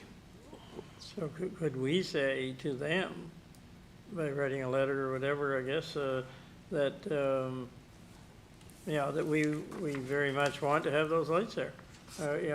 Giving them our opinion, I guess, or is it, or do you think that's a waste of time? I think we're too early to do that, right? Okay, To I don't raise want to any. be too late either. No, but we don't want to tell them we want this when, Before they made their decision. and it may be something that can happen, right? So for us to send a letter saying we want this, before we have the design, Okay. it might just be a little premature. All right, thank you. Anybody else? Seeing nobody, we'll move on. Just want to say the sidewalk is. You shut me off. Sidewalk is moving along nicely, but they did all the easy work. Now the hard work's coming, so. Anyway, we'll move on to Development Officer's report. Any questions? Seeing none, we'll move on to Emergency Services report. Nobody? Everybody wants to get home. Next is the Fire Inspection report. And we'll move on to the building officials report.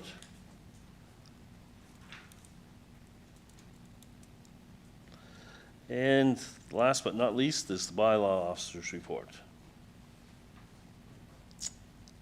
See no questions, we'll move on to business items that require action. Later reverse onus clause. Information was included in our package. Councillor McKeel. Thank you. I promise I'll be quick. So, as you are aware, we have an ad hoc anti-littering committee, which I am chair of, and we are the little committee that could. I find our committees, we have the right people, it's very enthusiastic, and we've met a few times now, and we seem to be on a roll. And we're trying to, one thing that I think is important with any ad hoc committee is about policy, because that as counselors is what we're here to do, is policy. And so we wanted to bring this forward and have a discussion on this to see if this is something that's you're interested in. Obviously, we're not inventing the wheel here. This has been done in other municipalities. It's just basically we're having a lot of illegal dumping within our communities. And if you're dumping, if the garbage that gets caught has your name on it, that it would be yours to clean up.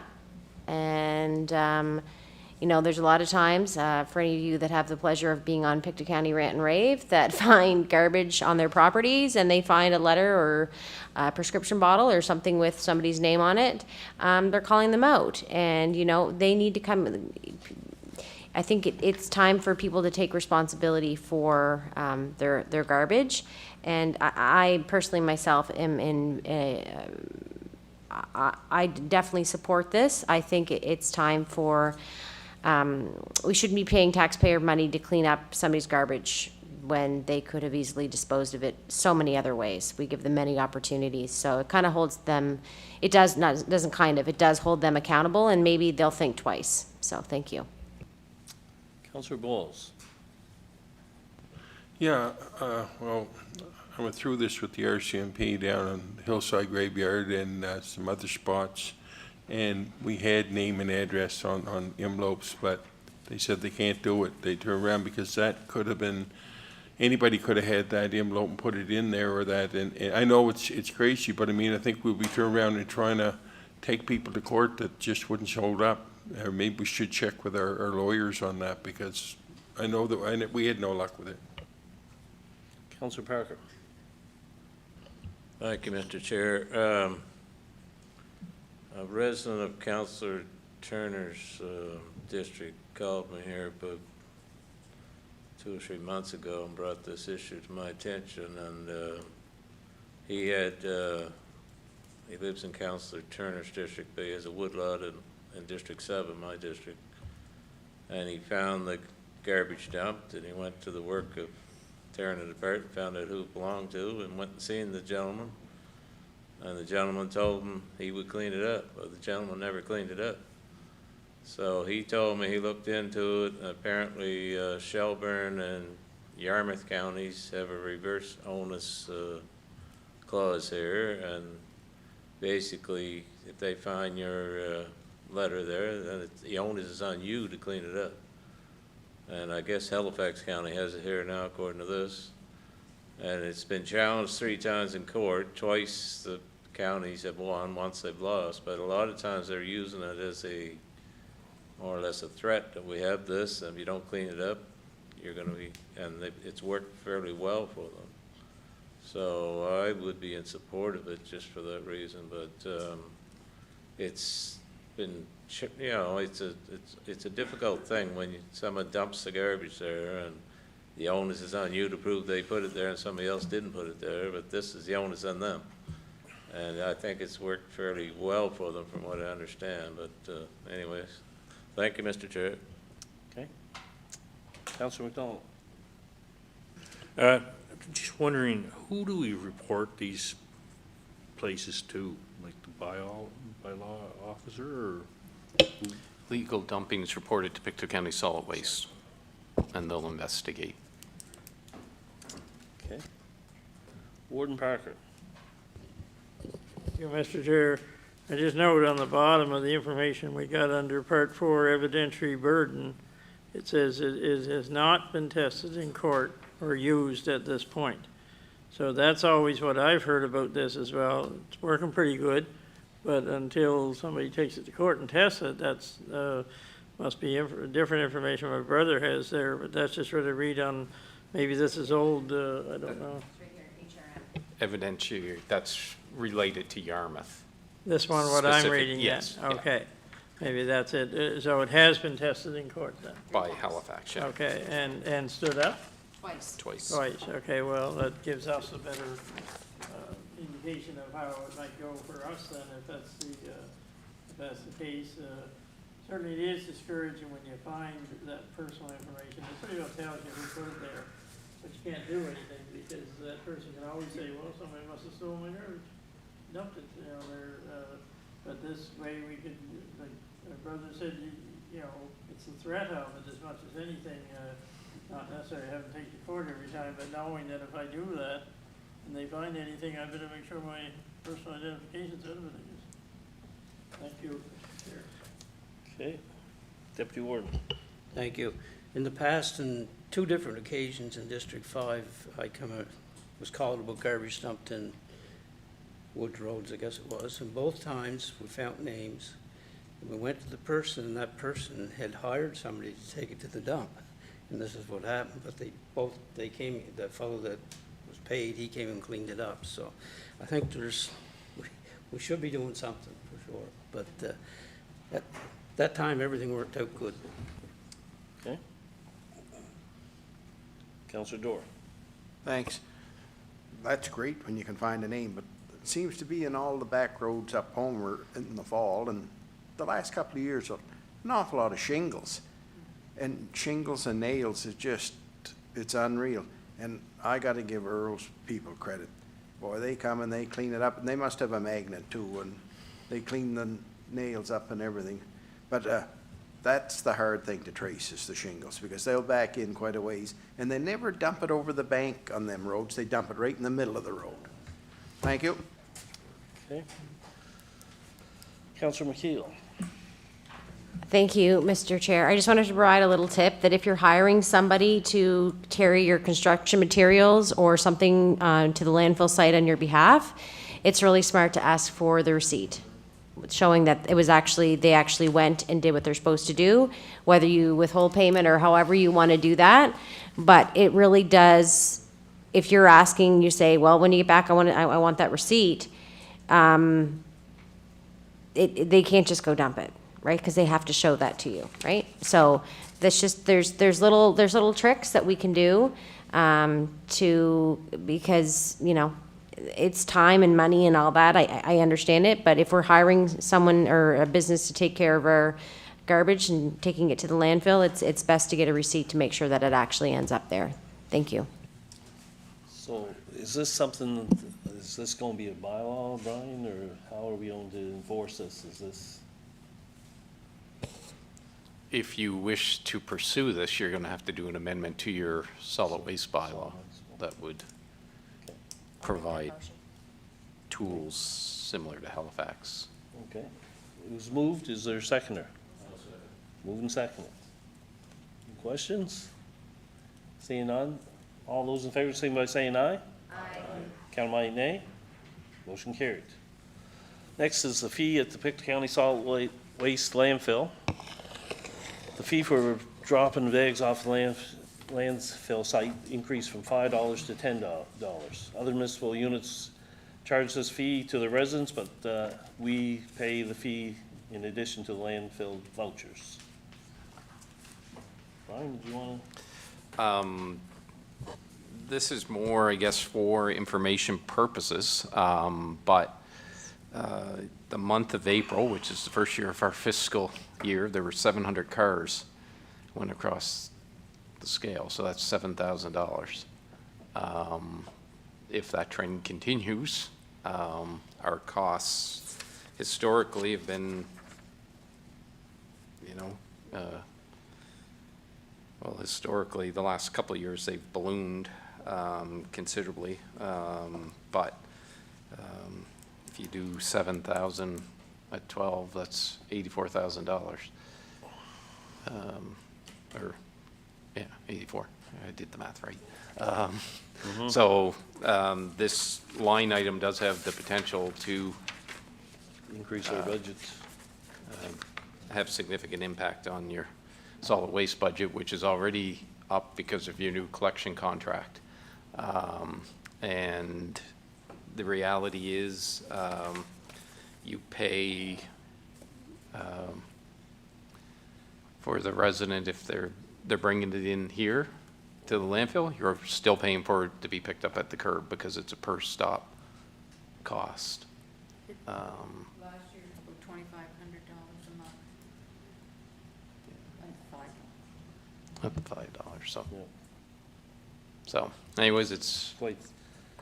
So is that per bag, or is it for 2 bags? Like if we just had 2 bags, it would be $5 a bag. $5 a Yeah. bag? $10 now.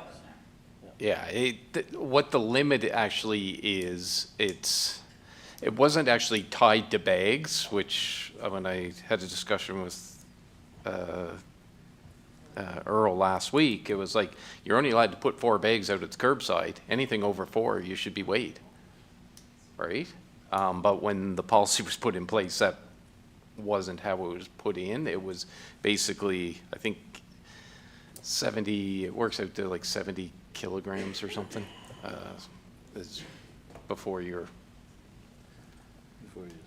would be charged type thing, but it really should have been tied to bags. If you're over the 4 bags, you should pay, because we're only picking 4 up curbside. And you can only miss your garbage pickup once in a 2-week period.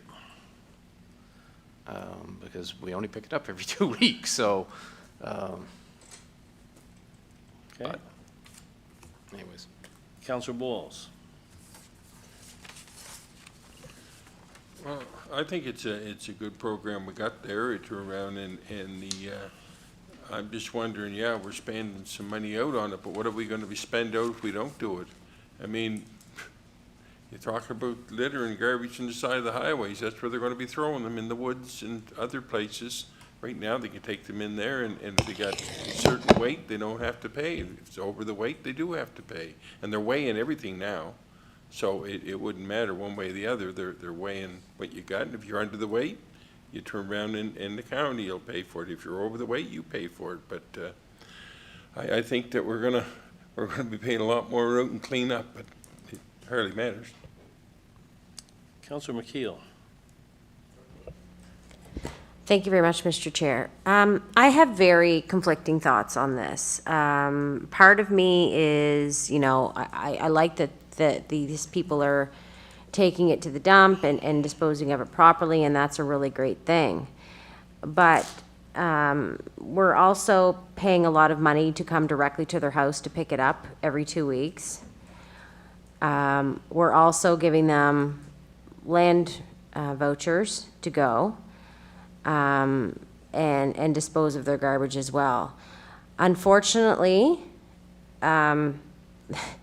we have a lot of what we call like daily dumpers, I'm gonna call them. They go to the landfill sometimes every day, sometimes a couple times a week. Sometimes, you know, it's an outing, believe it or not. I was surprised to hear that statistic. And I would be very surprised to see the same people that are going, taking their garbage to the landfill, be throwing it in the woods. The problem is that people that throw their garbage in the wood, it's usually generational. It's usually something, they're not making any trips to the landfill. So I don't know if those two and two go really hand in hand, but I'm not really in favor for us paying an exorbitant amount of money. We were giving residents lots of opportunities to do that, but at the same time, I don't know what to do for those that have no place to put their garbage when they miss garbage day. Thank you. Councillor Ward. Thank you, Mr. Chair. Yeah, the 2 or 3 times a week has me kind of concerned. I know people in my area use this program if they're there on the weekends, say from Thursday to Sunday, and they're going to miss garbage day. It's convenient for them to drop off their garbage at the landfill site. And I think they're doing it on the up and up. I don't think they're deliberately taking it there because they want to avoid putting it in the curbside. They tried using the curbside, putting it in containers, this sort of thing, and it'd be all ripped apart by the animals and things like that. And then we have to get waste management down and clean up the mess. So I'd hate to see, I think that's a lot of money, the $10 fee. And like Brian said, $7,000, it adds up pretty fast. But I'd hate to see that service stop for people that are legitimately using it for the right reason. And I don't know if there's any way we can separate that to indicate they're not going to be here garbage day, and they're not here on a regular basis on garbage day. But do you know, Brian, if they track that? Like these people that are coming 2 and 3 times a week, do they know who they are? Like would they track something like that?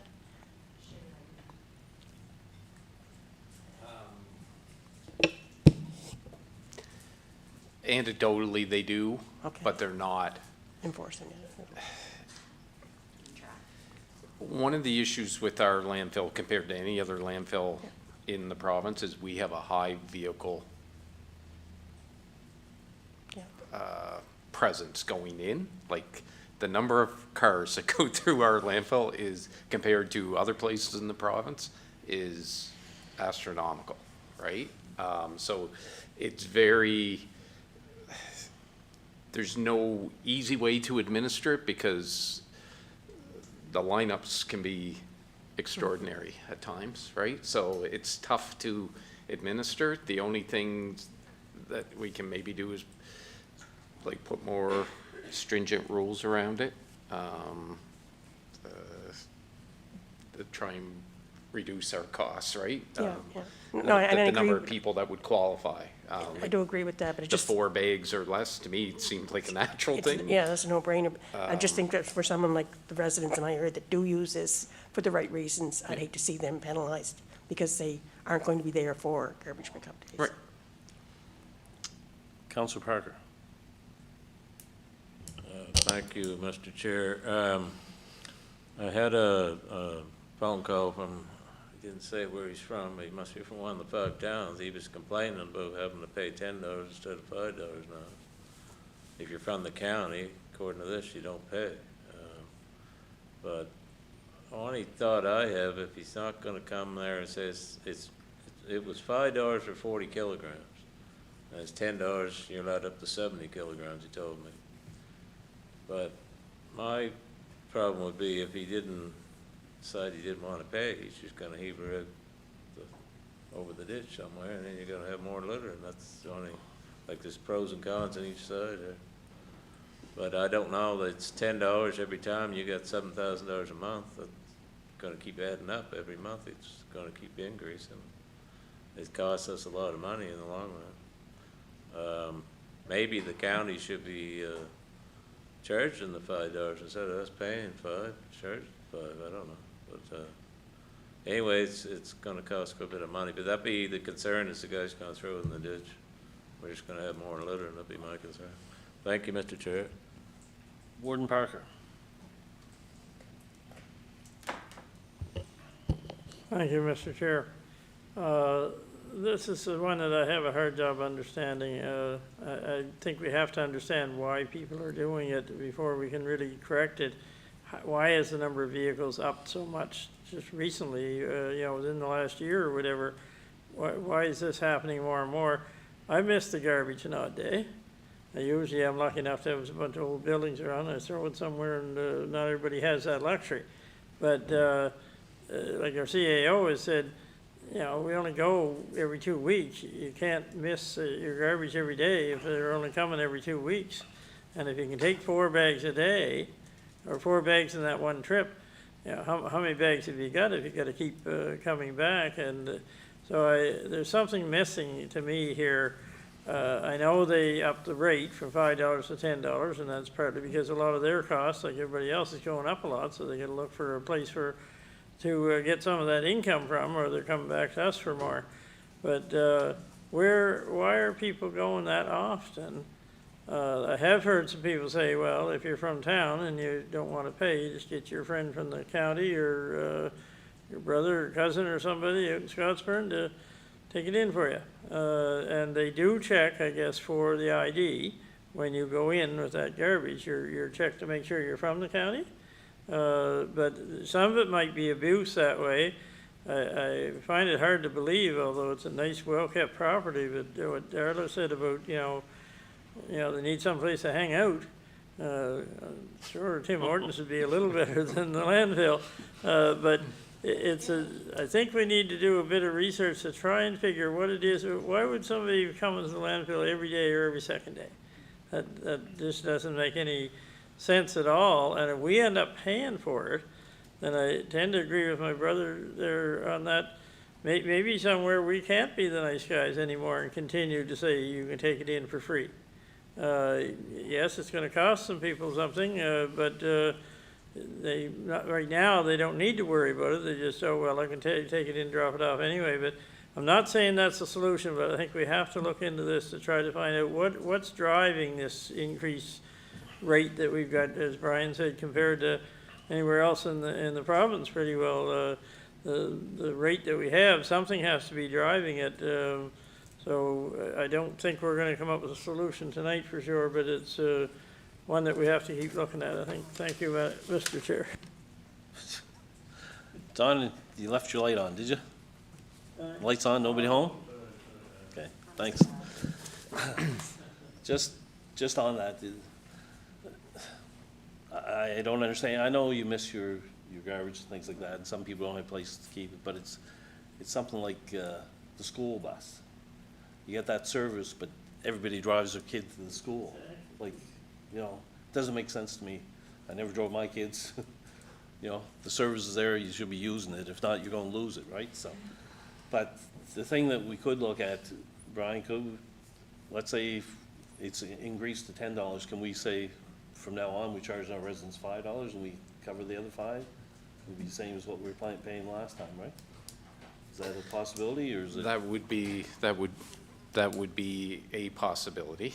You would want to give some advance notice if you were going to go that way.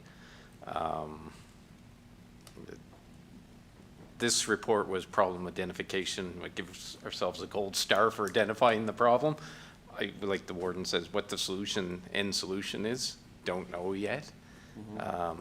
Ultimately, the end solution right now is you're going to fund $10. That's it. And April may have been an anomaly because April was also we switched collections, right? So the days did change for, I think, 30% of the rural residents. I think their day changed, right? So that could have had a bit of an impact, so maybe we will monitor it for a month. Okay. But if we don't see improvements, then we can start to formulate some sort of action plan to it, understand it, and April tends to be higher than other months. yeah. Looking at. Councillor Wallace? I'm just wondering how they come up with going double. Like all along it was $5, and now all of a sudden, bingo, they want to charge $10. I mean, they just doubled it. Is there need to be $10? Could it be, $8 or $7? It just wonder why it had to double. The $5 fee was put in 2010. The cost of disposal has gone up significantly over that period of time. We have to remember that we don't bury anything at that site. It's all exported out, right? So the garbage that goes in is all shipped to Guysborough. So we're paying a tipping fee in Guysborough that is indexed every year by CPI. A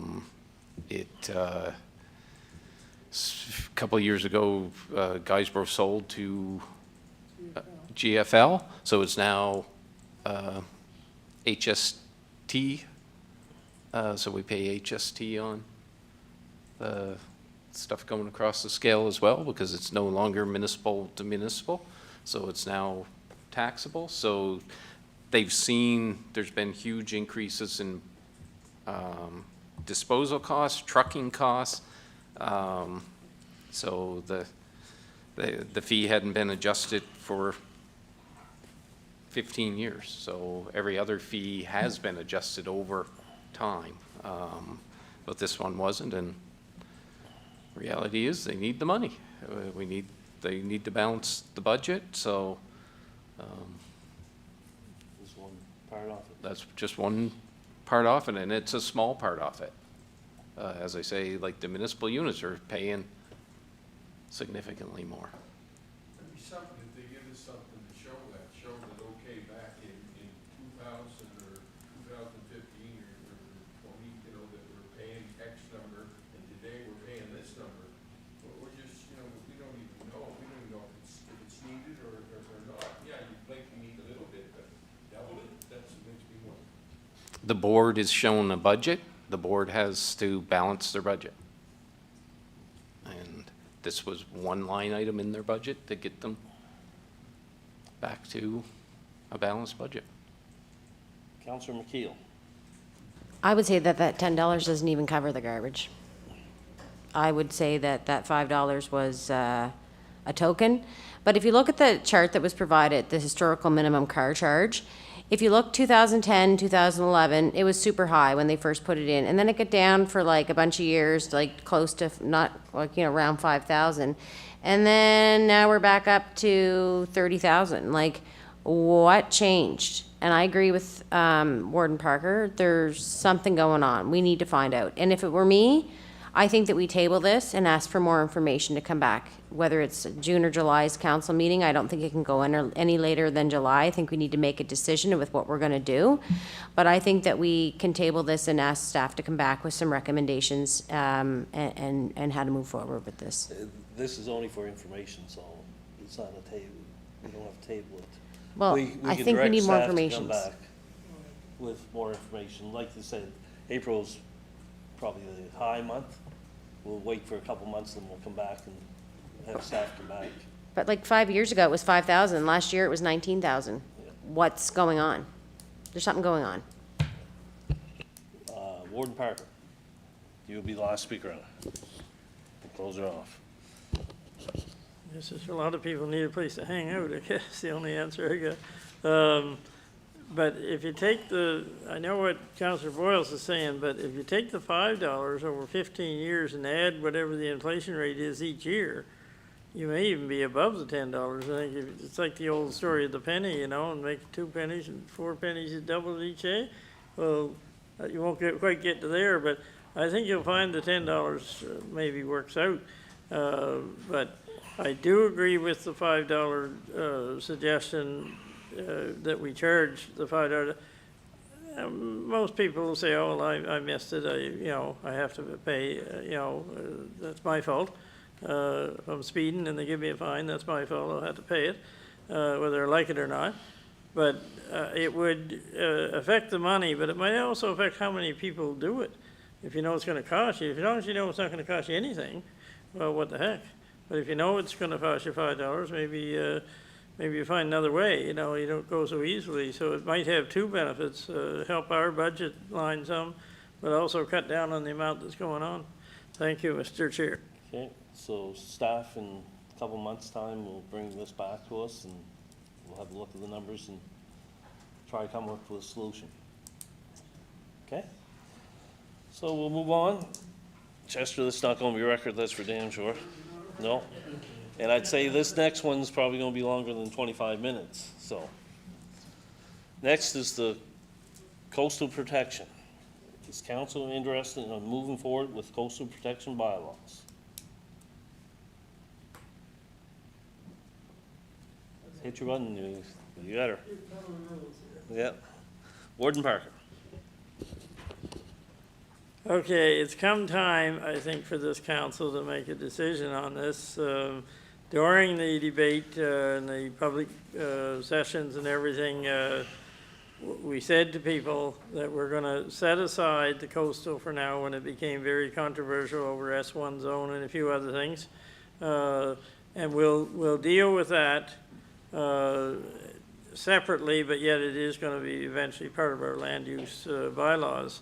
But so there's people are expecting this council to do something. The province, of course, we know the history of it, decided that they weren't going to do it and said, well, the municipality should be good for doing that, or you can make your own decisions if you choose. So, but the province has done everything they can to convince us that we should be doing this, basically through NSFM and hiring some extra staff for them and giving them some money to kind of hand around in a very difficult way. It appears we're going to have to not get the money ourselves, but the money, if we can prove that what we're doing, they think it's a good thing, then the consultants, they have a group of consultants, and consultants are going to get the money. And then they'll decide who should be doing our work, is what it appears to be.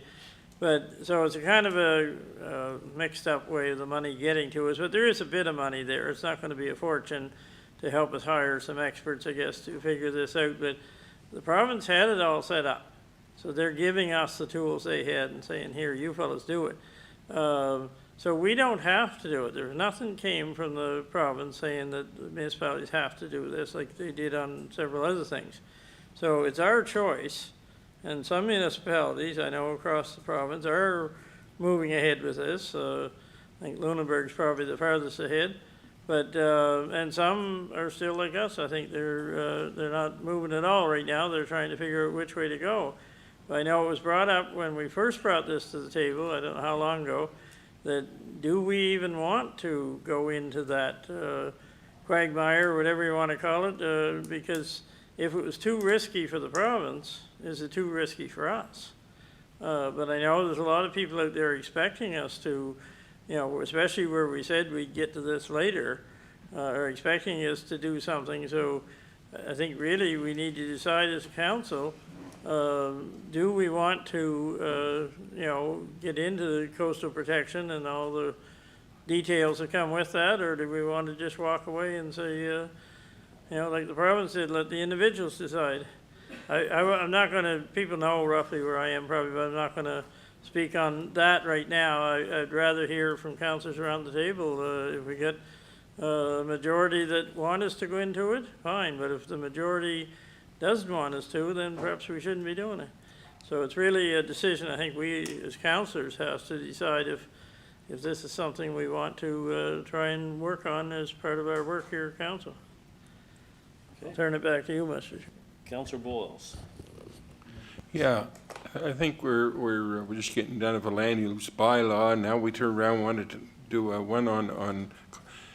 I mean, this is turning into it's the Premier said himself, who are we to tell people what to do? I'm totally against this. I think that it's just more and more every day we're telling our residents what they can do and what they can't do. I mean, if I'm going to build a house, and I'm going to build a darn thing right on the edge of a bank, if I'm not stupid, then okay, so be it. I turn around and I don't know, I think the banks and the lending institutions should be getting more involved in saying, okay, you know, you're going to have to come back here or do this, not us as council. I mean, we're telling our residents too much now, they can't do nothing. Councillor McKeel. Thank you very much, Mr. Chair. Were we not supposed to receive, like, the provinces, I guess, handed this off to NSFM? Aren't they going to, isn't there supposed to be money, and isn't there supposed to be a whole bunch of things? Like, has any of that been, like, any of that been discussed yet? Warden? There was a call last week, I believe it was.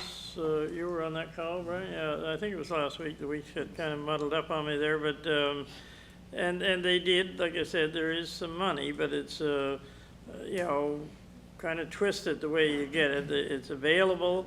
I don't know what the amount was now exactly. It was $1 million, I think, or in that range for all the municipalities. Now, not everybody has a coast.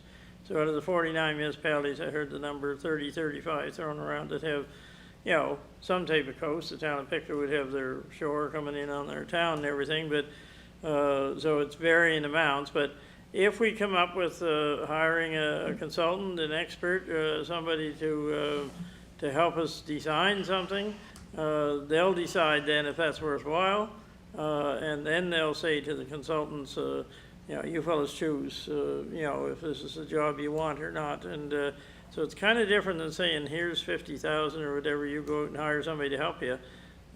It has to meet their criteria first, and then it goes to the consultants. This is the best I could get out of it.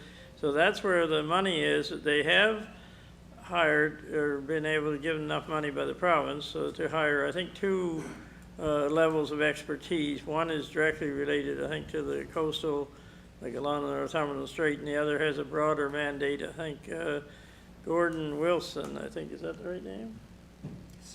Smith, Gordon Smith, close. But he's available to come up and talk to us about, and he was really the fellow that was behind it with the province. He was the fellow that had it all ready to go. And when the question was asked of him, not sure if I asked or somebody, why the province backed out. If we knew why the province backed out, maybe we'd be easier to make a decision whether we should be in or not. And he told us that that was above his pay grade.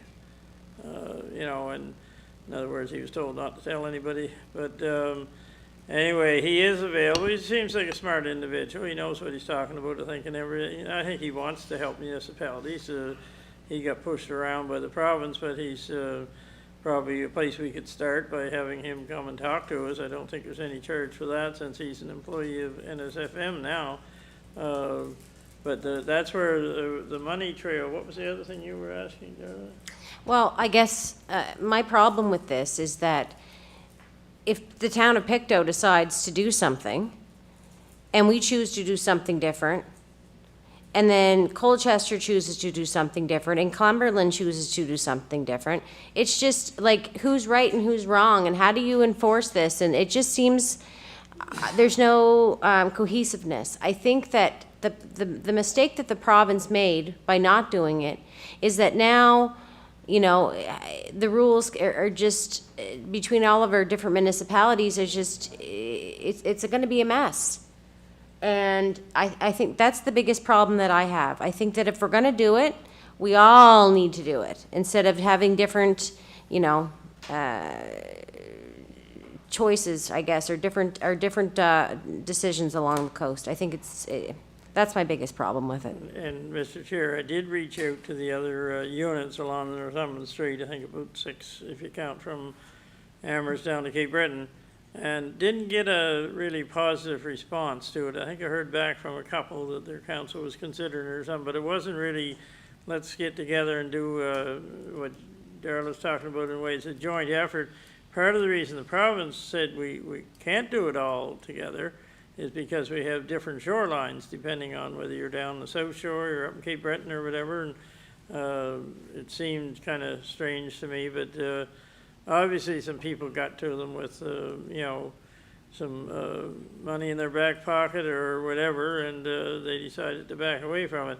Our question that we have to answer is, you know, do we want to just say we're going to back away too, and then you're going to have a lot of people complain that, well, you're just letting it go. You're not doing anything, you know, and which is what we will be doing, the same as the province did. But it is, you know, iffy waters to tread into.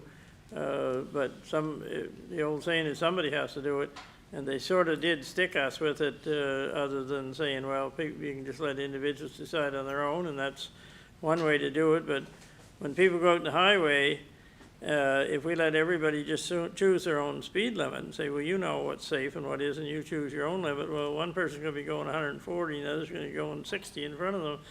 You know, you got to have some rules, I think, as to, if you want to protect the overall environment, you have to have some rules, because there are some people that, as Councillor Boyle said, might be just stupid.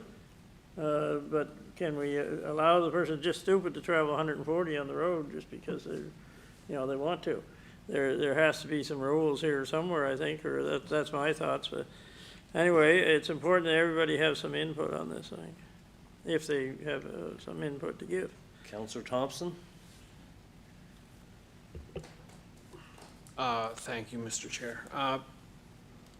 I believe this is a private property matter. I don't believe that us enforcing coastal protection rules on our coastline are going to do anything to stop what they think that it's going to stop. It's a private property matter between the homeowner, the mortgage lender, and an insurance company, whether that property gets insured and covered. I think we should let this one lie for some time. We just heard tonight that the Climate Change Committee's embarking on a mapping project with the Nova Scotia Community College, geomatics program down in the valley. And I think we need to just gather more information. Gordon Smith, I was on that call last week as well. He's very knowledgeable. I think before we make any decisions, we should be talking to him as a council. This is going to put an administrative burden on our county, because it's not going to be as simple as just signing permits or refusing people to build somewhere. There's going to be an appeal process, and if somebody's bound and determined to build somewhere, they're going to use their appeal, and it's just going to cause a lot of heartache. It's puzzling to me that we want to put regulations on coastal property owners, and if you go inland, and I have people in my family that farm, and if you told them you're going to regulate their farms, and not just one farmer, if you did that in the agricultural community, you would have this whole gallery full of farmers down here saying, you can't tell me what to do with my land. So I don't see what the difference is between that and the coastal protection. It's a private property issue. There's guidance that Gordon Smith is developing, and that's what we should be providing the real estate agency. Like they're talking to the real estate association about proper disclosure on coastal properties. It's a private property issue. It's not something that we can regulate. Councillor McDonald?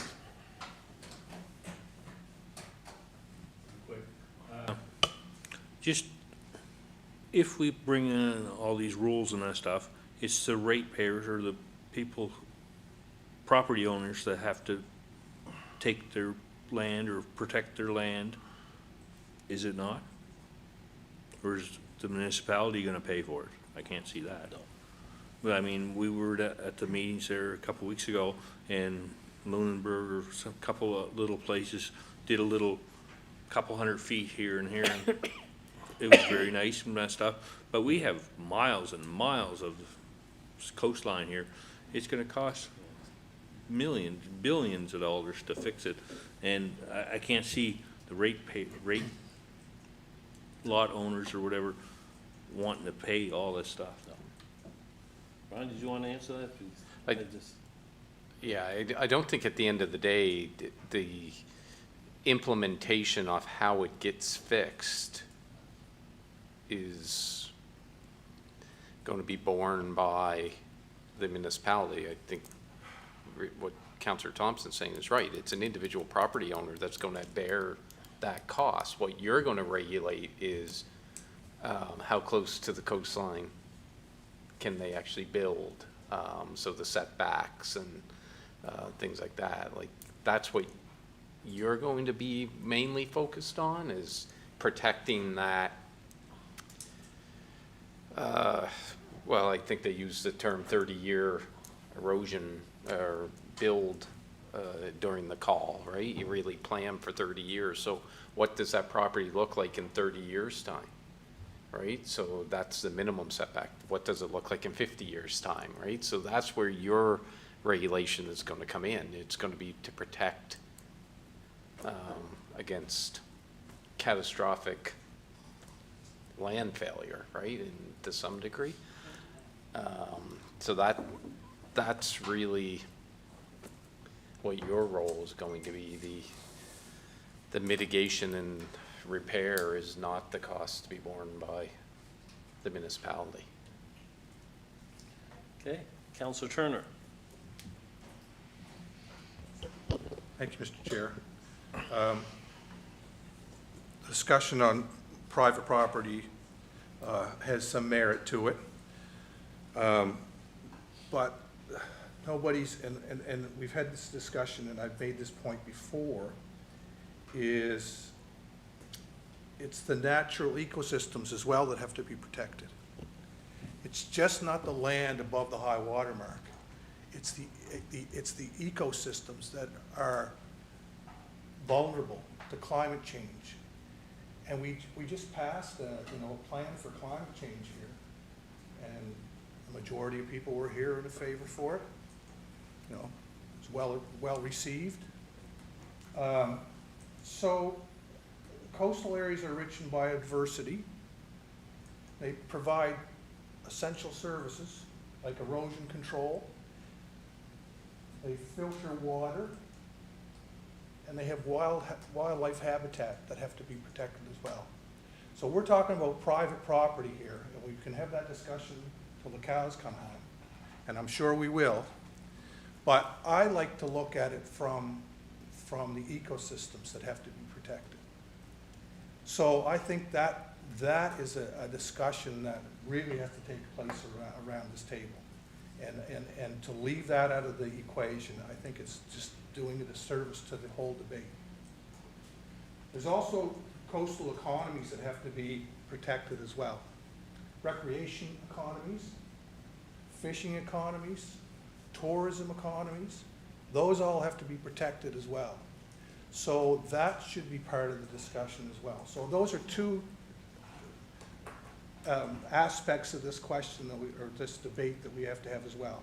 Private property is one thing, and what people do with their private property, and we will debate that, I'm sure. But on the whole, I think that this is something that we're going to have to tackle, if not this year, if not next year. It's going to happen to us. If not, perhaps there's going to be a change of government, and it may come back to a provincial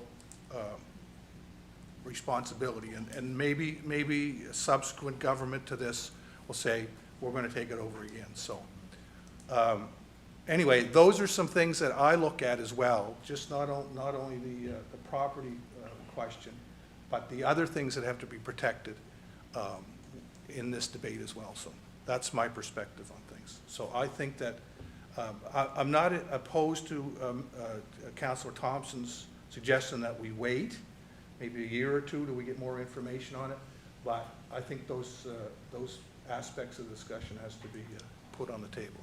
Thank you. Councillor Bailey. Thank you, Mr. Chair. I guess it wouldn't hurt for us to find out more information on it. Maybe having Gord Smith come in and talk to us. That's not going to hurt us, but I don't think we should jump quick at this. I guess I look at my area, which has a lot of coastal properties onto it, but there's, Brian says in 30 years, a lot of those cottages are going to be already in the river because they're so close now, and this, any act we put in would not help them. So to me, I say that let's get what information we can onto it, make a decision based on that, and move on. But I don't think we should be jumping into something that we don't really have a good grip onto as to what all it's going to entail. Okay. Deputy Warden. I'll be brief. I agree with what Councillor Bailey was saying. And when we debated whether to put this on the agenda for tonight or not, it was just to see if there's enough interest around the table to have a meeting or not. So I would suggest, or I'd even make a motion as well, that we contact Mr. Smith and ask him to come to council at some future date and make a decision upon what we hear from him at sometime in the next year or whatever. So I would so move that. Yeah. It's moved and seconded. Okay, Councillor Watton. Yeah, I was just going to say, for starters, 10 o'clock at night having this discussion on something as important as coastal protection is not the right time or the place to have this discussion. And, but it's an important issue. It's a very important issue, and that's why it's getting so much discussion. But again, I think it is an issue that, like Councillor Turner and Councillor Bailey said, we can't just jump into it. We have to get information, and I think that a starting point is having Gordon Smith come down, and I think we have to speak with our residents and just make sure that they're where they're at with this, because I do live in an area all along the coast, but I don't want to turn my back on it and say we're not going to do anything when my residents may want us to do something. So we have to have conversations with people. So yeah, I think Gordon Smith will be a good start, and then have a good discussion, a good debate on where we go with coastal protection after that. Okay. There's a motion on the floor. All those in favor signify by saying aye. Aye. Count by nay. Motion carried.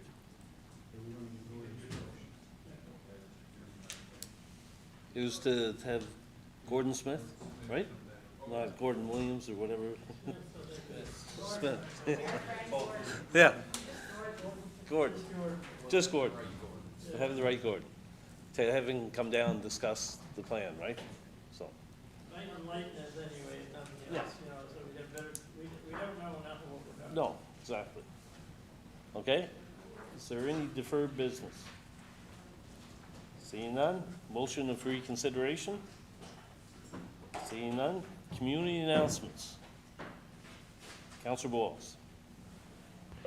Yeah, I just like to turn around and for my community, and I mentioned a lot of other communities, thank Adam for doing that with the coyotes. I guess there's a lot of hits on our website, and the newspaper and the Herald and everything picked it up. So it's a great thing for us that we got it out there. Thank you. Thanks, you, Adam. Councillor McDonald. Every Sunday, 10 to 1 p.m., there's American Mission Farmers Market. Delicious meals there every Sunday. And there's going to be a rally May 31st, mountain bike and hike poker rally in Kensville. They're going to have big prizes, mountain bikes, hiking poles, running sneakers and everything. It starts at 9 a.m. on the 31st. Okay, thank you. Anybody else? Warden Parker. We get the lights, right? Do we? When did that start? No, I was just checking with Brian to make sure I had the right date, but it is this weekend coming on this Sunday, is the Walk for Alzheimer's at the Trenton Park, I believe that's where it was the last time I went. And it's sponsored by, I think, IG Investors Group. And it's important. There's a lot of people in this county, that have relatives or themselves or somebody suffering from some degrees of Alzheimer's. And this is it's not as much, I don't think, about raising money. It's more about bringing attention to Alzheimer's. And all these people have to get cared for by somebody, and a lot of times it's a family member. And I'm sure there's some related to people in this room. Right now, it's not something that's rare in this county for sure. So if anybody, has the time or knows somebody else they could let know, it's not just for families of people with Alzheimer's. It's for everybody to try and raise the profile and make sure that the help is there for those people and that the research continues. Thank you, Mr. Chair. Okay. See nobody else, I'll call the meeting adjourned. 10 o'clock, look at that. 10 o'clock right on, Right on. boys. Yeah.